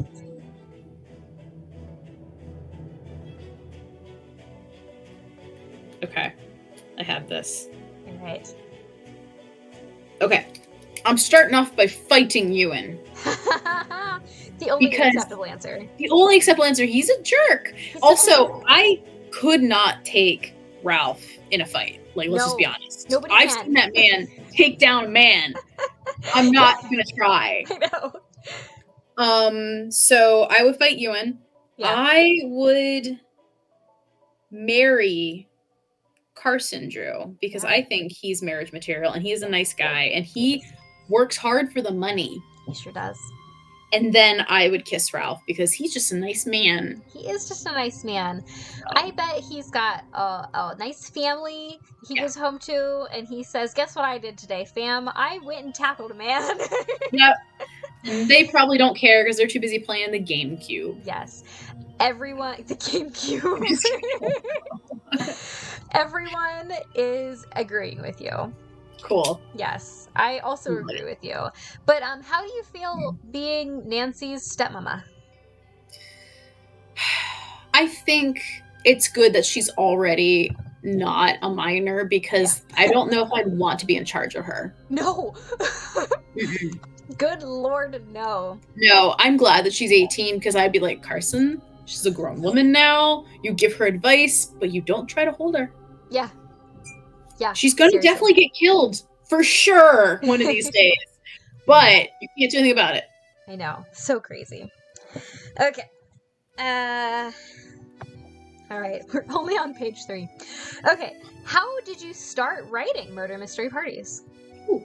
So a friend of mine years ago, like 8 or 9 years ago, said to me, and this is the weirdest thing, he was like, "I think you'd be really good at writing murder mysteries." And I was like, "I've never written a murder mystery in my life." And he was like, "I think you and I should start a murder mystery company together." Who was And this? I was Trey. No. Yes. Whoa, okay. And I said, "You're crazy. I don't do that." And I had done a murder mystery as an actor like the year before, like I moved to Virginia. Are you talking about the wedding Marriage, Murder, and Mayhem? Yes, I am. one? That's right. And so I was familiar with how a mystery would run, but I had never written anything. So he said it, and I thought he was crazy. And then I thought it still sounded like fun, but I didn't want to write one. So I printed a free one off the internet, got my friends together, we played it, and it was so much fun, but the mystery itself was trash. Yeah. So I mean, it just wasn't like literary or anything. Like it wasn't like well done, but it was fun. It was super fun. And I basically kind of caught the bug and I thought to myself, I can do better. Yeah. So like literally immediately I started writing my next one. I mean, my first one, which was Murder Chateau de Rouge. Yay! And the rest is history. And I never stopped until, well, pretty much moving. Yeah. It's gonna take just a small amount of time for you to get a little bit of a following in your new state. Yeah. But that's okay, because you need a little bit of time to relax right now since your life has just become a little crazy. Also, I would like to do a call out. Any of y'all want to do a mystery in Missouri? Well, I know Abby would. I think Abby would be down, yeah.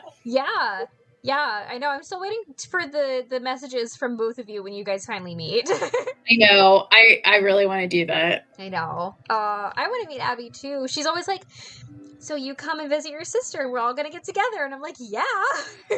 Sure. It's going to be fun. Yeah. I want to hire you to write a Clue Crew murder mystery, or just a mystery. It doesn't have to be a murder. For my Clue Crew convention that I'm going to have happen in either 2024 or 2025. I have written a mystery specifically for a convention before. I definitely can do that. Yes. I was hired by the Jane Austen Society of North America one time to write one for them. That's right. Yeah. So watch out for more news, everyone, on hashtag Be Chill. Like Be Chill 2024, maybe 2025. I'm not sure how long it's going to take, but we're going to DC and we're going to Be Chill, but it's not actual Be Chill. It's Be Chill. Anyway, I get it. Be Chill. That's good. I enjoy that. Thank you. Yeah. So so look out for info on that. But your next question is, what was it like working with Argo Thump on Pride and Prejudice and Murder? He was so great. I actually kind of felt bad because I was the one that sort of derailed that project a little bit, in the fact that like COVID hit and like a lot of things happened, and I ended up, well, I think I got really, we were working on it for a while. I got really sick in 2019, was recovering for like the rest of the year, and then COVID hit. And so I got really off track. So I felt bad for that. But he was so kind. He stayed with me the whole time and was just like crazy patient with me. He's one of the nicest people ever.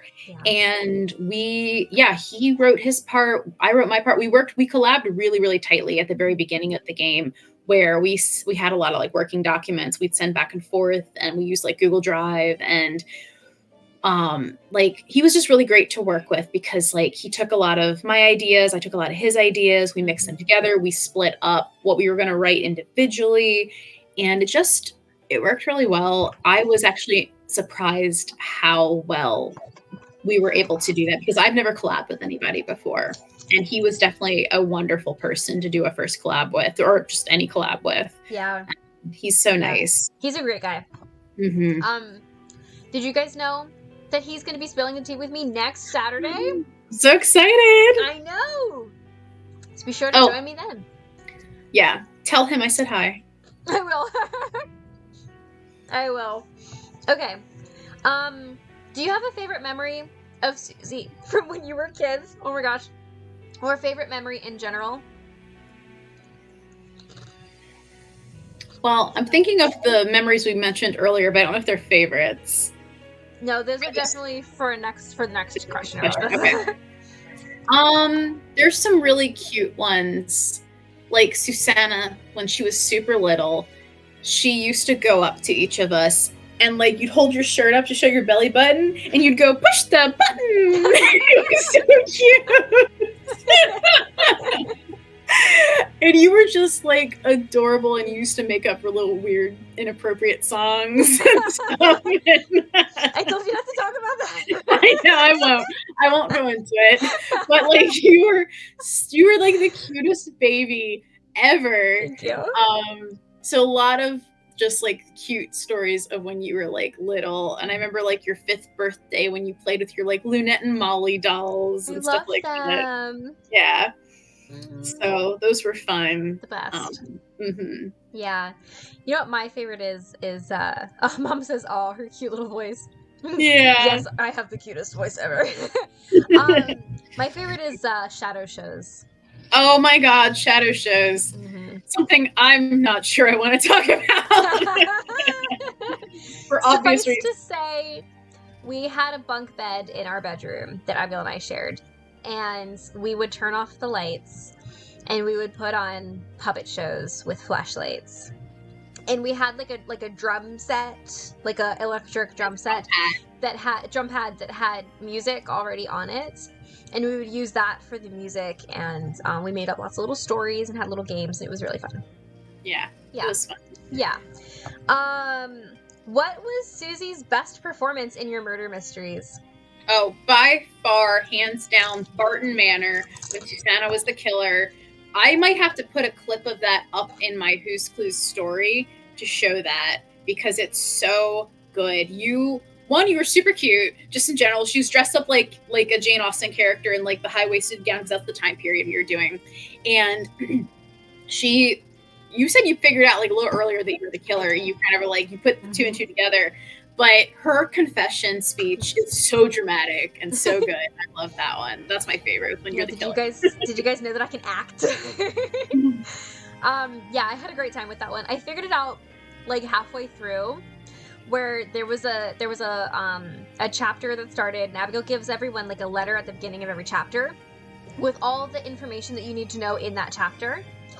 And there was a tidbit that said that my character's father was a sailor, like a captain maybe, I forget, and that he would go to foreign lands and he would bring back spices and stuff for her. And I was like, the victim was poisoned by a mysterious substance, and I was like, oh no, it's me, isn't it? 100%.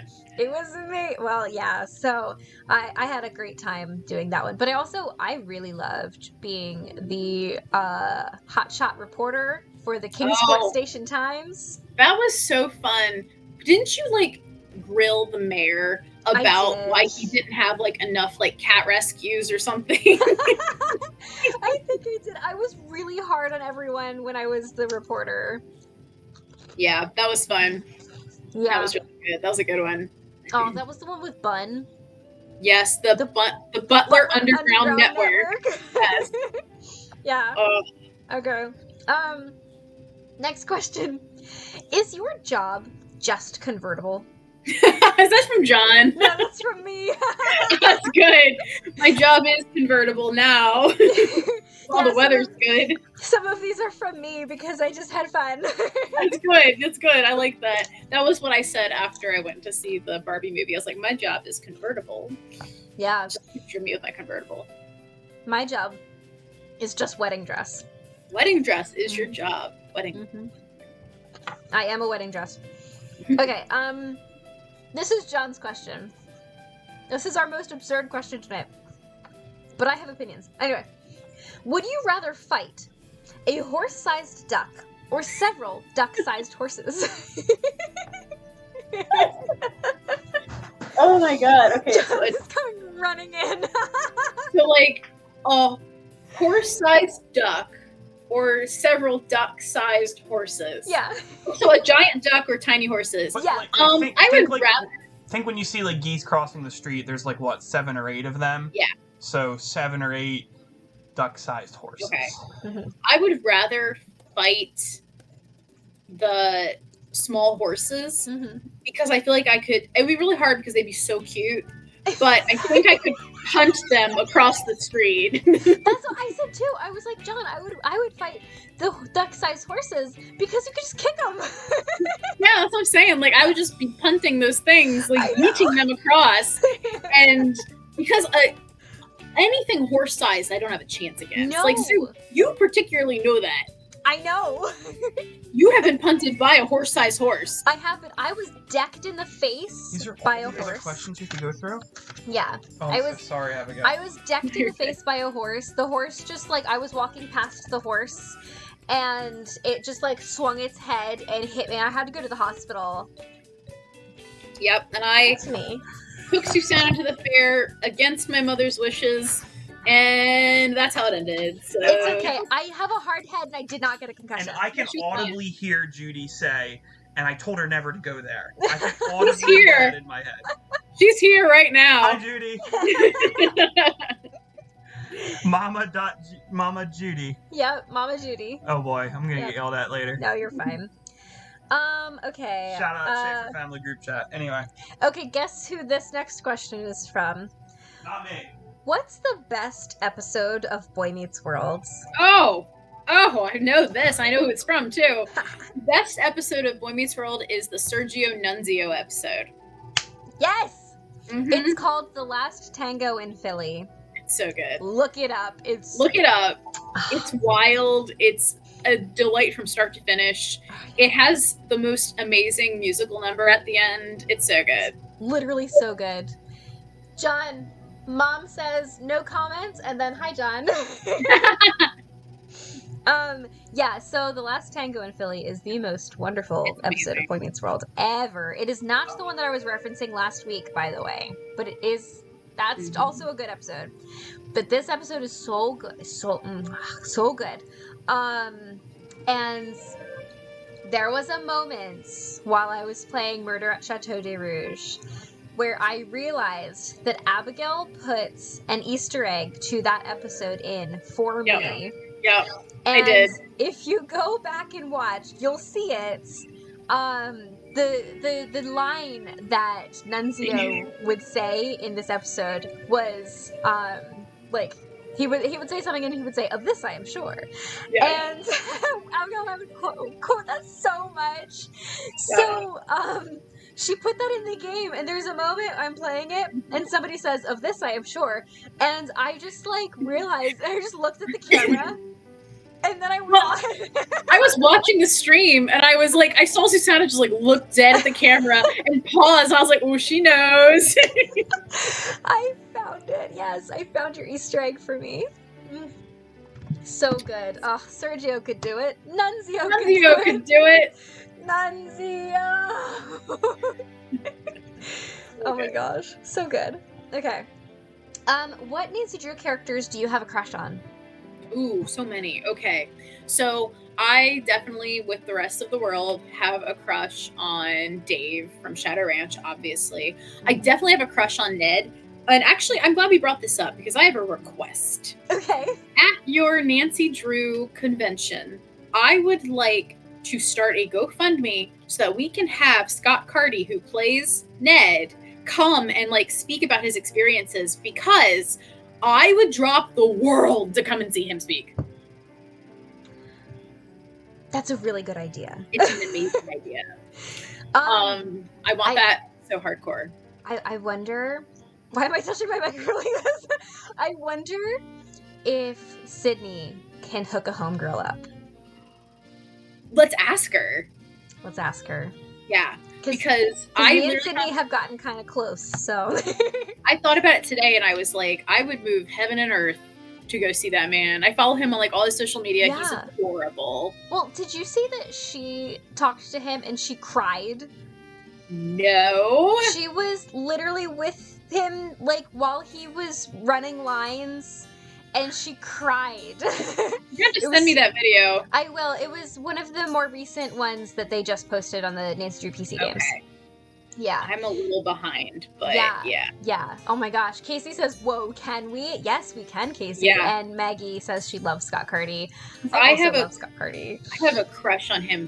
Full crush. He's so cute. I love him. I love him as Charlie. Yeah. And then Ned, obviously. So I have crushes on them. I really, really love, and for some reason his last name is escaping me, but Last Train to Blue Moon Canyon, Ghost Hunter guy, John Gray. Why did I say Daryl? John Gray. I think he is adorable. He's cute. I think he is cute, handsome. That guy can get it. Mm-hmm. And I love him. And he's a ghost hunter with his own ghost show. Sign me up. He's super cool and he's super cute. Yes. I also really actually do love Colin from Ben. I know that's controversial, but I think he's cute. He's got the Justin Timberlake 2003 hair, but adorable. The ramen noodle hair, yeah. Ramen noodle hair. Gosh, there's so many great characters. Oh, Oh, how could I forget Dexter Egan? I really have been waiting for you to say that. For the whole time, I was shocked that you didn't say him first. I love me some Dexter Egan, like, all the way. Yeah, so those are some of the ones that are, like, right off the top of my head. Yeah, awesome. Such good ones. If you could cosplay as anyone, money is no object, who would you be? I've already done it, and it's Punchy LaRue, baby! Can you please find the picture of you as Punchy and post it to your story later and tag me so everybody can see it? Yeah, I'll do that. I'll follow it up. I'll tag you in it so people can find it too. Please, yes. Abigail as Punchy LaRue was a highlight of my life as well as hers. I'm gonna make a note. Have you played every single Nancy Drew game? I have. I've played them all. I've played them all several times. Yes. I don't think there's any that haven't had multiple plays, and that includes the dossiers. Yes, absolutely. You know, there's only one that I haven't played, and I don't think it counts, and that's Codes and Clues. Oh, you know what? I didn't even think of that. I haven't played that either. I've played some of it because they had a demo at one point, and I did download the demo and played through some. I think I played the whole demo. Yeah, I didn't even do that. I just have not. Wasn't my cup of tea, so I didn't buy the full thing, which I feel kind of bad about because, I mean, I'd love to support them, but it just was nothing like Nancy Drew, really, so. And it came out at such a bad time for me that I just didn't care. Yeah. Yeah. Mm-hmm. Yeah. Where did we leave off? Okay, choose one.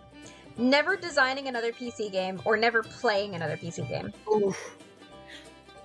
I think I'd have to say never designing another one because I don't think I could live if Her Interactive was like popping out games and I couldn't play them again. I know, right? It would suck to not be able to create more, but I couldn't deal if I couldn't play more. Yeah, I know. That's a good question. I know. These are all good. They're all good, I know. What is your best advice for someone planning a murder mystery party? Ooh, yeah, okay. So, honestly, I think my best advice would be just know what you want so you know what to look for. Because you're going to find a lot of them out on the internet. And I think if you're looking for something just silly, that's good to know. You can find really silly ones. If you're looking for something more serious, I consider mine to be in the serious column. Yeah. Like, we have a lot of laughs. Sometimes that's usually on us. The games can be played fully straight. Like you're in the middle of the mystery. So, like, know what you're looking for. Because if you want something that's just, like, a fun, silly evening with silly names for the characters, like, you can find that. Yeah. If you want something more serious, you can find that. Those are a little harder to find because I have dabbled. Like, I have attended tons of mysteries, and I've actually never attended a serious one outside of my own. Yeah, same. Yeah. They don't seem to exist. I think the trope is silly. I think that's when people think of murder mysteries, they think of that. So I would say know what you're looking for. And then I guess, like, whatever you end up choosing, read all the directions like several times because you definitely want to have a firm grasp as the host on what you're doing so that you can effortlessly lead your guests through the whole evening. That was my goal, was to make sure that all my guests never had to worry. They never felt out of place and never felt like they didn't know what was coming next. Just always make sure that you, like, carry your guests kind of through it. Yeah, love it. And also, I think you said that was from someone who's thinking about hosting one. Yeah. Hit me up, like, on my personal account or my Who's Clues account, whatever, and we'll chat. Yeah. Actually, the next question is, my friend is planning a murder mystery party. Can she reach out to you for suggestions? Yes, absolutely. On Instagram or even just my email address, which is whosclues@gmail.com. Perfect. And I would love to talk. Yeah. Yeah. Mom says yours are serious, probably because you're a true writer. Oh, thanks. I appreciate it. Yeah. Abigail's are very serious, and they're super, super good. And also, if you're interested in playing one of Abigail's mysteries, she has an Etsy shop, and you can buy her mysteries. Yep. Yeah. And since, like, I know you guys, like, I can walk you through it as well. Yeah, exactly. Yeah. So super, super cool. It's time for more FMK. All right, let's do it. I'm ready. Yes. It's always FMK at the end of each page. So Okay.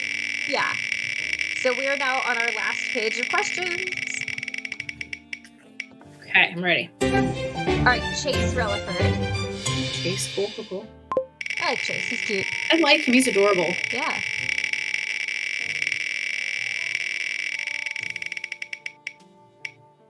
Grigor?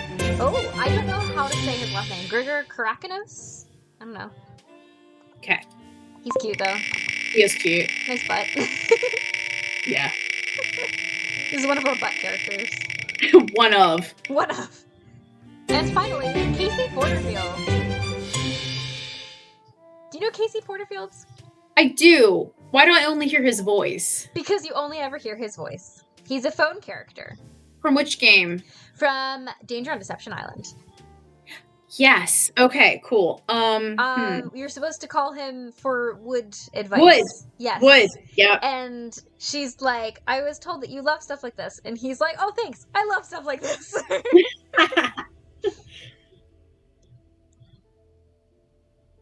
Okay. Hold on. Okay, I got this. Okay.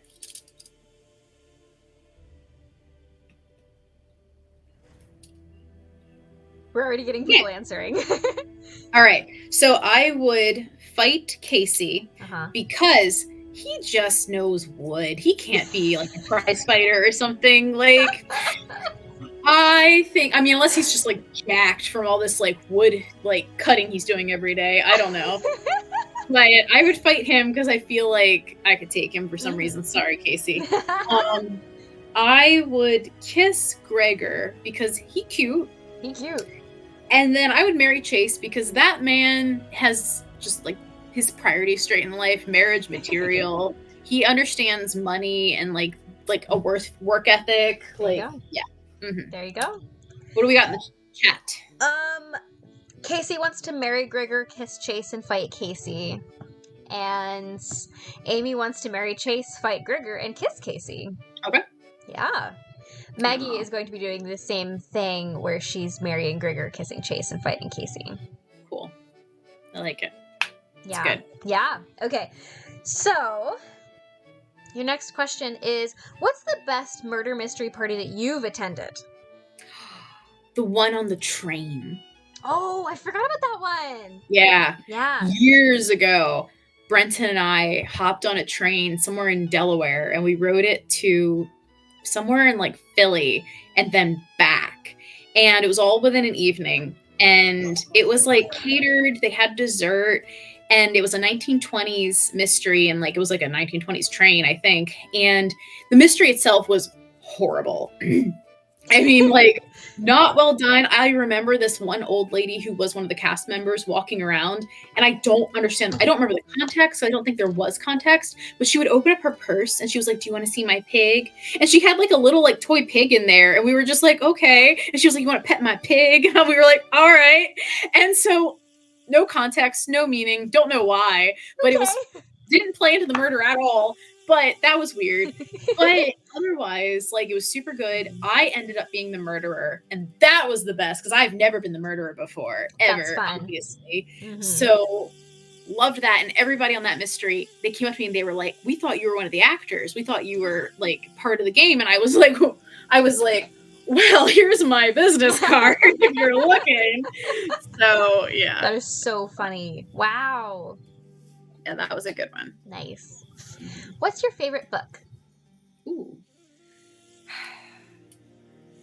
Pride and Prejudice is a perfect novel. It is. It's up there. I also would say my longtime answer for my favorite book is Great Expectations because it has a wonderful twist that I don't think I never saw it coming, at least. My modern favorite book is what we talked about earlier, which is Austen Land. Austen Land. Such a good one.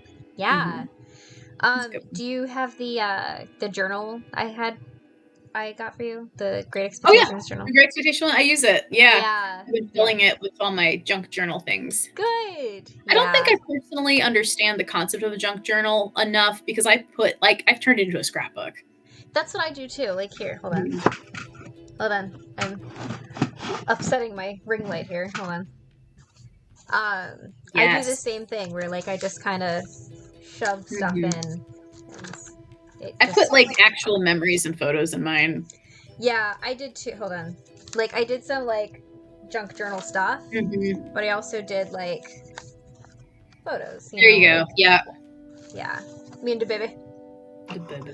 Yeah. Anyway, that was a little off topic. Sorry. I'm sorry, ring light. Please be nice. Please be nice to me. Okay. If you could design the next Nancy Drew game, what would the plot be?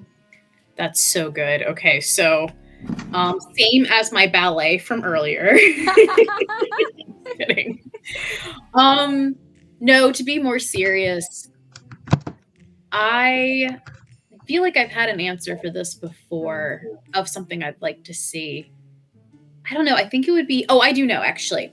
I would love if multiple culprits hooked up together and joined forces to fight Nancy, and that's what I would want. You and I have talked about this before. We came up with the plot, and we had without spoilers, we had the bad guy from Captive Curse and one of the bad guys from Labyrinth of Lies get together. And I also have always said the bad guy from Ghost Dogs. Yes. That one to me feels like someone who definitely would come back if that person could. Yeah, for sure. All right, cool. Remember we had this whole like Nancy Drew like Avengers plot going on. Yes. That's what it feels like. I would do a Nancy Drew Avengers kind of thing, like a bad guy Avengers. Yeah, for sure. Dave Gregory or Henry Bolle? Dave.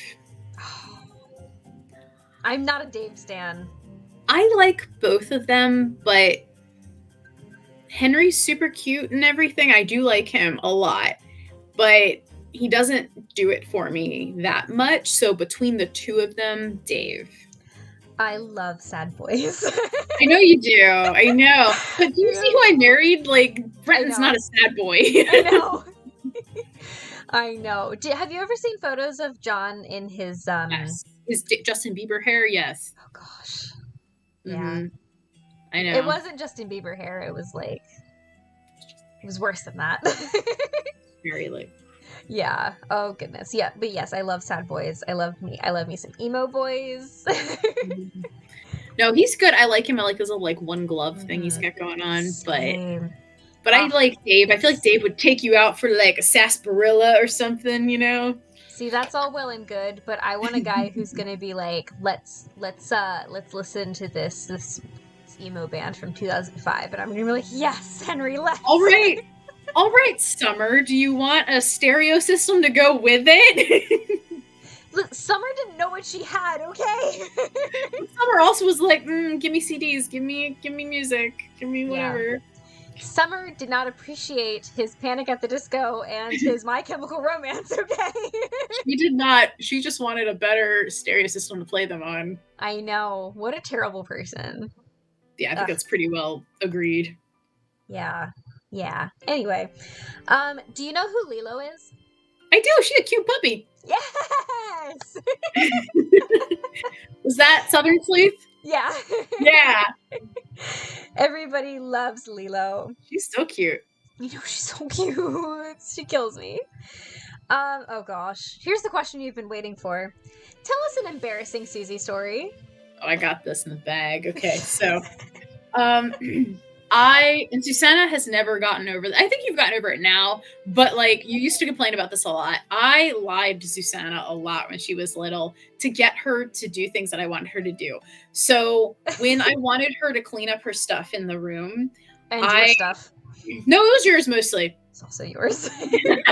I asked her if she wanted to play Cinderella, and because you were at that phase, and honestly, you've always been in that phase where you just want me to play with you. I was like, let's play Cinderella. And she was just like, oh my God. Like, you were so amazed that I was suggesting the playtime. Because usually it was you being like, please. So For context, Abigail's 6 years older than me. And so when she's 6 years old, I'm 12, and we don't have the same play ideas. Yeah. But I would be like, let's play Cinderella. And I was like, you be Cinderella. I will be the evil stepmother. And you were like, okay. And you get dressed up in your little costume and everything. Yes, and then she would also for context, Cinderella's my favorite princess. Okay, go on. She would clean the room. Like, really clean it, too. Like, put all her stuff away, tidy up. It was great. And so I remember being like, okay, lay this down for later. Like, this works good. And so I did that, and that was really funny. And she never caught on, like, ever. I never caught on. I Caught was on. like, I'm the princess. Yeah, you're the princess just living out the harder part of the story. Yeah, thanks. Yeah. And then we also, me and Steven played a game of Susanna called The Princess Who Can't Touch the Floor. So obviously we just would totally get Susanna with making her be a princess, and she would do anything. And we only did this one because Steven's only 2.5 years younger than me. So we would play more together when we were younger. And Sue was still really little, so she wasn't like our play buddy yet, which eventually that kind of swapped. But basically, we told her we're going to play The Princess Who Can't Touch the Floor. So we'd carry her around for a while, and then we would dump her on the bunk bed. And she thinks that the rules still apply. Like, she can't touch the floor. So if we would go out and play outside together or do whatever, and she'd be up on the bunk bed forever. Yeah, that was lovely. Thanks. But I can assure you that anybody in the chat who has siblings probably can relate. I'm sure. Oh my gosh. What was Susie's nickname growing up? Well, we never called her Susie. We called her Sue, Soup. Soup. Sue, I like Soup. Soup is good. Soup. I called you like Subu. Baby Sue. Santa. Subaru's new. Santa. Seuss. So pretty much any play off of Sue. Yeah, it's funny. Like, honestly, it really struck me as so odd that everyone is calling me Susie to you because you don't call me Susie. Mm-mm. Yeah. No, I know what they mean, but I never call you Susie. For me, it's just like I stick with the names that you had when you were little. Yeah, so I actually named myself Susie when I was a teenager because nobody could pronounce Susanna correctly, and I got sick of it, and I was like, just call me Susie. So, that, like, somebody asked me, one of my friends was like, well, what about Susie? And I was like, yeah, just call me Susie. So I kind of like adopted that, and I've gone by Susie ever since. But to my immediate family, I am Sue usually, which is, oh, Mom said Suey. Which is only allowable to my immediate family, to my husband, and to my very best friend in the world. They are the only people who are allowed to call me Sue because I truly don't like that unless it's from my family. So you guys are not allowed to call me Sue. But like, and then as an adult, people started calling me Suze, which I like because it rhymes with shoes. No, I'm kidding. So I'm usually Susie or Suze now to people, or to Brenton specifically, I'm Suzebaru. That's right. He always says that. Yeah. I did have a Subaru for like a hot second. Yeah, so I had a lot of nicknames. There were also a lot of mean ones that we will not name. Do you have any pets? I don't have any pets. I've never had pets on my own. You're gonna break Sloothy's heart. I know, I'm so sorry. I wish I had an interesting pet story. I think the last time I had a pet was technically Abby when we lived together. Oh my gosh, that was like 15 years ago. It wasn't quite that long ago, but yeah. Oh, okay. My gosh, it feels like forever ago. I moved out in 2012. Which was 11 years ago. 11 years ago. Yeah, okay. Crazy. Yeah, I'm sorry. Yeah, no pets, no fun pets, but I love pets. They're fun, adorable, cute, love. Absolutely. How many of the Clue Crew can you name from Susie talking about us? Okay, Tori, Hugh, Carter, Liv. Lilo. I Do you know a lot of these. Lilo's owner's Maggie. name? Maggie, yeah. Yeah. And then Who's Lilo's owner? Southern Sleuth. Yeah, but what's her name? Morgan? Yes! Okay. She's my bestie. I think Rue. I don't know if she's part of the Clue crew, but I know she's yeah. I feel like there's an S name like Savannah or Sylvie or something. Sylvie is the one who does Torque, so yeah. Hotchkiss. Yeah. I don't know her real name, I'm afraid. That's okay. She likes to be anonymous. Perfect, let's do that. Yep. And then I know we've got Josiah Crawley. Yeah. It's Josh. Know. Josh, okay, cool. It's Josh. He goes by Jim Archer, but yes. Jim Archer. Oh, why do I say Josiah Crawley? Okay, yeah, no. Mm-hmm. Same game, but way off. Yep, yeah, Jim Archer. Mm-hmm. I know I know more. You have already gone above and beyond what I thought you could name. I lurk a lot. Yeah. That's amazing. Oh, Maggie says, OMG, I'm sure she wouldn't have heard of me. No! Morgan's like, she knows me. Morgan lived in St. Louis for a little while. No kidding. That's awesome. Mm-hmm. Oh, love it. Also, she says you need a pet, and you can come pet Lilo. Okay, that'd be great. Yeah. I would love to. So fun. If you could remaster a Nancy Drew game, which would it be and why? I would remaster Treasure Roll Tower, mostly because we got the taste of it with that one person who you could walk through the whole castle. Yeah, it was amazing. It was. And I played that and fell in love with it. And I was so hungry for more that I definitely would want to remaster Treasure Roll Tower. Yeah. So I love that. However, I am of the opinion that game is perfect. It is. The only reason why I say that is because I just saw it in 3D and was like, more content. I know. Can you talk amongst yourself for a moment? There's a strange noise and I want to investigate. Yeah. No, that sounds good. Yeah, I mean, I think I've talked about this with you guys before, but I love Treasure Roll Tower, and that is my top favorite game. But right before we jumped on here, I was telling Susanna that I Treasure Roll Tower will always be my favorite game, but lately I find myself thinking about Haunted Mansion, wanting to play Haunted Mansion, talking about Haunted Mansion. You can see my Haunted Mansion tapestry up here. So yeah, that is a great game, and I'm loving it more as I get older. So good, so good. Abby, you didn't know that Morgan used to live in St. Louis? Yeah.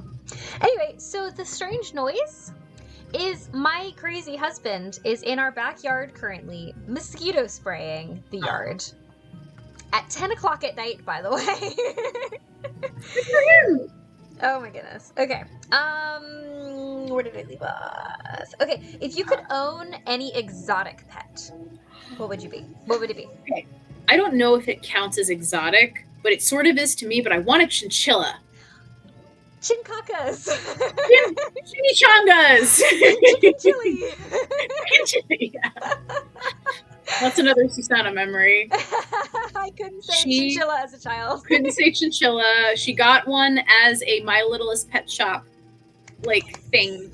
And she spent the entire Christmas day going, chicken chili! Caca! It was so cute. Oh my gosh. And you I remember several years back, you sent me a pin on Pinterest and it was a chicken chili recipe and you were like, you'll understand. And I was like, I actually do. I did. That was so funny. Oh, chicken chili. Oh, yeah. So Morgan says my cousin once had a chinchilla and I had friends who did. They're so soft. Yeah. They're so great because I have friends who had them too. And when you hold them, they look like they're this big. And then you hold them and they're this big. They're fur this long. Yeah. Oh, they're so beautiful. So cute. Okay, so this is your traveling question. So this question comes from Tori. Okay. So, She wants to know, what has been your favorite part of learning to code your own game, and what was the most challenging? That's a really fun question. I like that. Mhm. Well, recently we figured out how to make a button in the game. So like the new game will have use where there's going to be a screen where well, I learned how to both highlight buttons and like hide them. So if I want you to just click on something in the game that isn't highlighted, I learned how to do that. And point and click is crazy hard to do in RenPy because it's not technically built for that. Yeah. So learning how to code a button was really, really fun. So I'm toying with the idea in the new game having an entire Easter egg part of the game where if you click on the right place on the right screen, it will take you into like an alternate game. I think that'd be really love fun. that. I think it'd be really hard because I made it invisible. But there are other places where I made buttons that are visible. So, for example, I'm using sort of a map in the next game where I'll give you the option, like, which room do you want to go to? And you go to a map and you click on the room you want to go to. Kind of like in the Dossier spa game when you can click on places in the spa. Yeah. It would be like that. And then that was really hard. And coding that that map was really, really hard, like crazy hard. Yeah. So that was hard. What was the other part of the question? Something about coding? What was your favorite part and what was most challenging? My favorite, honestly, every time I have a breakthrough is my favorite because it sometimes takes days, if not weeks. Like learning how to code the buttons and that map took weeks because you're doing RenPy, since it's run by Python coding, it can do anything, but it may not have been done already or people may not have documented it online. So that becomes really hard. Yeah, for sure. Okay, so now I need you to give me a traveling question for Michael. What does a traveling question mean? Basically, it just means that I'm getting the people who I'm interviewing involved in my next interview. So, terribly, a lot of the people that I interview never ask questions. So I make you guys get involved, and I make you choose a question for my next person. Okay. So all that means is you're just going to ask a question for Argyle Thumb. Okay. I would like to know what he enjoyed most about working on Pride and Prejudice and Murder. Awesome.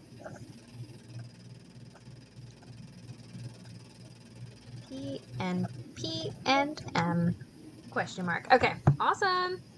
Super cool. All right, we're at the end. Let's play one more game of FMK. Let's do it.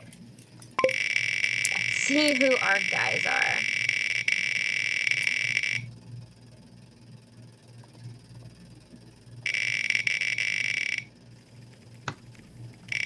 I'm sorry. I just noticed that the music wasn't playing, and I was like, where did it go? Joe Hardy. Ooh. Yes. Okay, the music's playing again. It paused and it was like, do you want to keep playing? Yes, I do, please. And your second guy is Yanni Volksteiner. Another one of our butt guys. Yeah. And your final guy is Joe Hardy again. Hold on. Wow. Hold on. One more guy. It's gonna be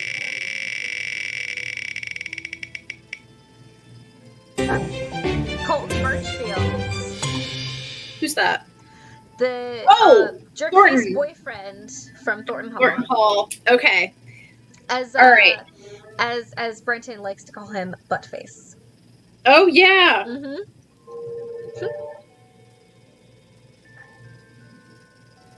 Okay, I got this. All right. Okay. So I would marry Joe Hardy because obviously I know he's a Hardy boy.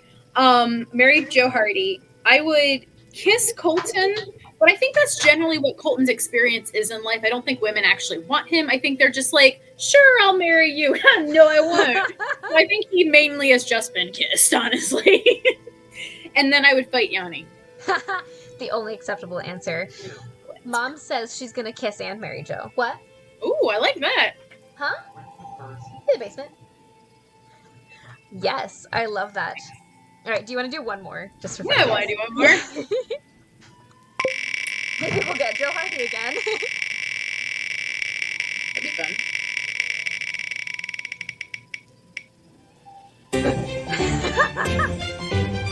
What? King Pakal. Oh my god, yes! Pacaw! Can't believe I put that in there. Sunny June.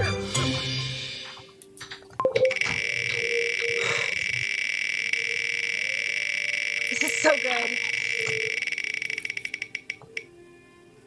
And Gunnar Thompson. Gunter? Wait, who's Gunter? Gunnar is from He's C. in C. Yeah. I have been waiting for what feels like years for Sunny June to show up in one of these. I'm going to fight, marry, and kiss Sunny June. You're gonna fight him too? Yes. I have words for him, but also I just love him. Okay, I'm ready. So I'm gonna fight Gunter. Yeah. Because I don't like him that much. He's not a bad guy. No, he's he's fine. nice. He's just kind of grumpy. Yeah. But like I feel like he's a guy who might not be able to fight very well, so I'm gonna fight him. Yeah. Mostly because I don't want to fight King Pakal. He will like decapitate you or something. Yeah. I'm gonna marry Sunny. Just because he's one of our best choices here. I'm gonna kiss Pakal. Sure. Yeah. Sure. I mean, I've got him like right here. Aww. Pakal. I am Lord Lord Pakal. Pakal. La, la, la, la. Ruler of Palenque. Palenque, that's it. That's the place. Amazing. What are people saying? Amazing. I love that. Maggie says this grouping is so unhinged. She's not wrong. Oh, just let me have Sunny June, please. My favorite. I have Yes. always been obsessed with Sunny June. Like her desktop used to be his like drawings. It still is. It still is. It still is. It's been there for years. I can't take it down. Do you remember the Sunny June notebook phone case I got you? Yes, and I'm so sad that that phone was eventually just like absurdly old and I couldn't use it anymore. Because that You was should like, make one yourself. I should. That was like a 3GS or a 4 that I used that on. I think it was 3. many, many, many years ago. It was old. Yeah. Yeah, for sure. Oh my goodness. Yeah. Okay. Anyway, so keep your eyes open for Sunny June content coming to the shop. Yay! Because it's coming. Also, lots and lots and lots more Nancy Drew content. Some really big projects that I'm in the middle of right now that are taking me a very long time because they are huge. So, Yay! Good. just watch. I don't know what else to say. Yeah. So, anyway, thank you so much for joining me. Do you have any closing thoughts? I am Lord Picard. No. I'm just grateful for the whole Clue crew and for allowing me to kind of dip in and out of your world as time allows. I love how much it's sort of blossomed in the last year or two and how tight people have gotten. It feels like sort of like a new renaissance for Nancy Drew, and I really love that. Yeah, April did a lot for us. Mm-hmm. So That's thanks, guys. Thank you, ladies on the marketing team, for bringing us all together. But yeah, for sure, we are a family. Mm-hmm. I love it. We talk about that a lot on this show specifically. Yeah. And thanks for having me on. And also, I'm really grateful for all the questions because I know that I'm not always like the most involved fan, but I'm definitely here. I'm definitely like want to be a big part of this. I'm just grateful that people had questions and wanted to jump in and chat. So that was really nice. Yeah, for sure. Yeah. All right. Well, everyone, join me for my next adventure. On Wednesday, I will be playing one of my very favorite games of all time. I'm going to be streaming Agent A. Yay! I'm so excited. Good one. I've played this game once all the way through, and I thought it was so amazing that I saved it for later so that I could like put a little bit of time in between so I could kind of experience it again like afresh, you know? I do remember quite a bit about it, but I'm so excited to play it again. John and I played it together when I played it the first time, and he was like, Sue, this is so much better than Nancy Drew. And I was like, whoa there. But also, it's so good. So Yeah. I'm going to be playing Agent A. I hope that you guys will join me because it's going to be so super fun. And then I'm also excited that it's not a visual novel and I don't have to talk the whole time. Yeah, it's true. Because I don't know if you guys were watching me during Murder at Chateau de Rouge. I was like dying. So She was losing her voice. It was rough. And I also do the same thing on a lesser scale for Regency Love every week, which, by the way, premieres every Friday from 1 to 2 p.m. and then you can always watch the replays later. Yeah, so that's okay. So Wednesday's Agent A, Friday is Regency Love Part 3, and then Saturday evening I will be spilling the tea with Michael Gray, aka Arglethump, who is probably the most famous Nancy Drew YouTuber that I have on my show and will ever have, because I have still not heard back from Gab. So the voice cracking, I know. Maggie messaged me with advice for next time I do a visual novel. Yeah. So definitely join me for next week's lineup. It's going to be so super good. All right. So this has been Spilling the Tea with Susie and Abigail. We are sisters, and thanks so much. Thanks. All right, you guys. Have a great night. Bye. Bye.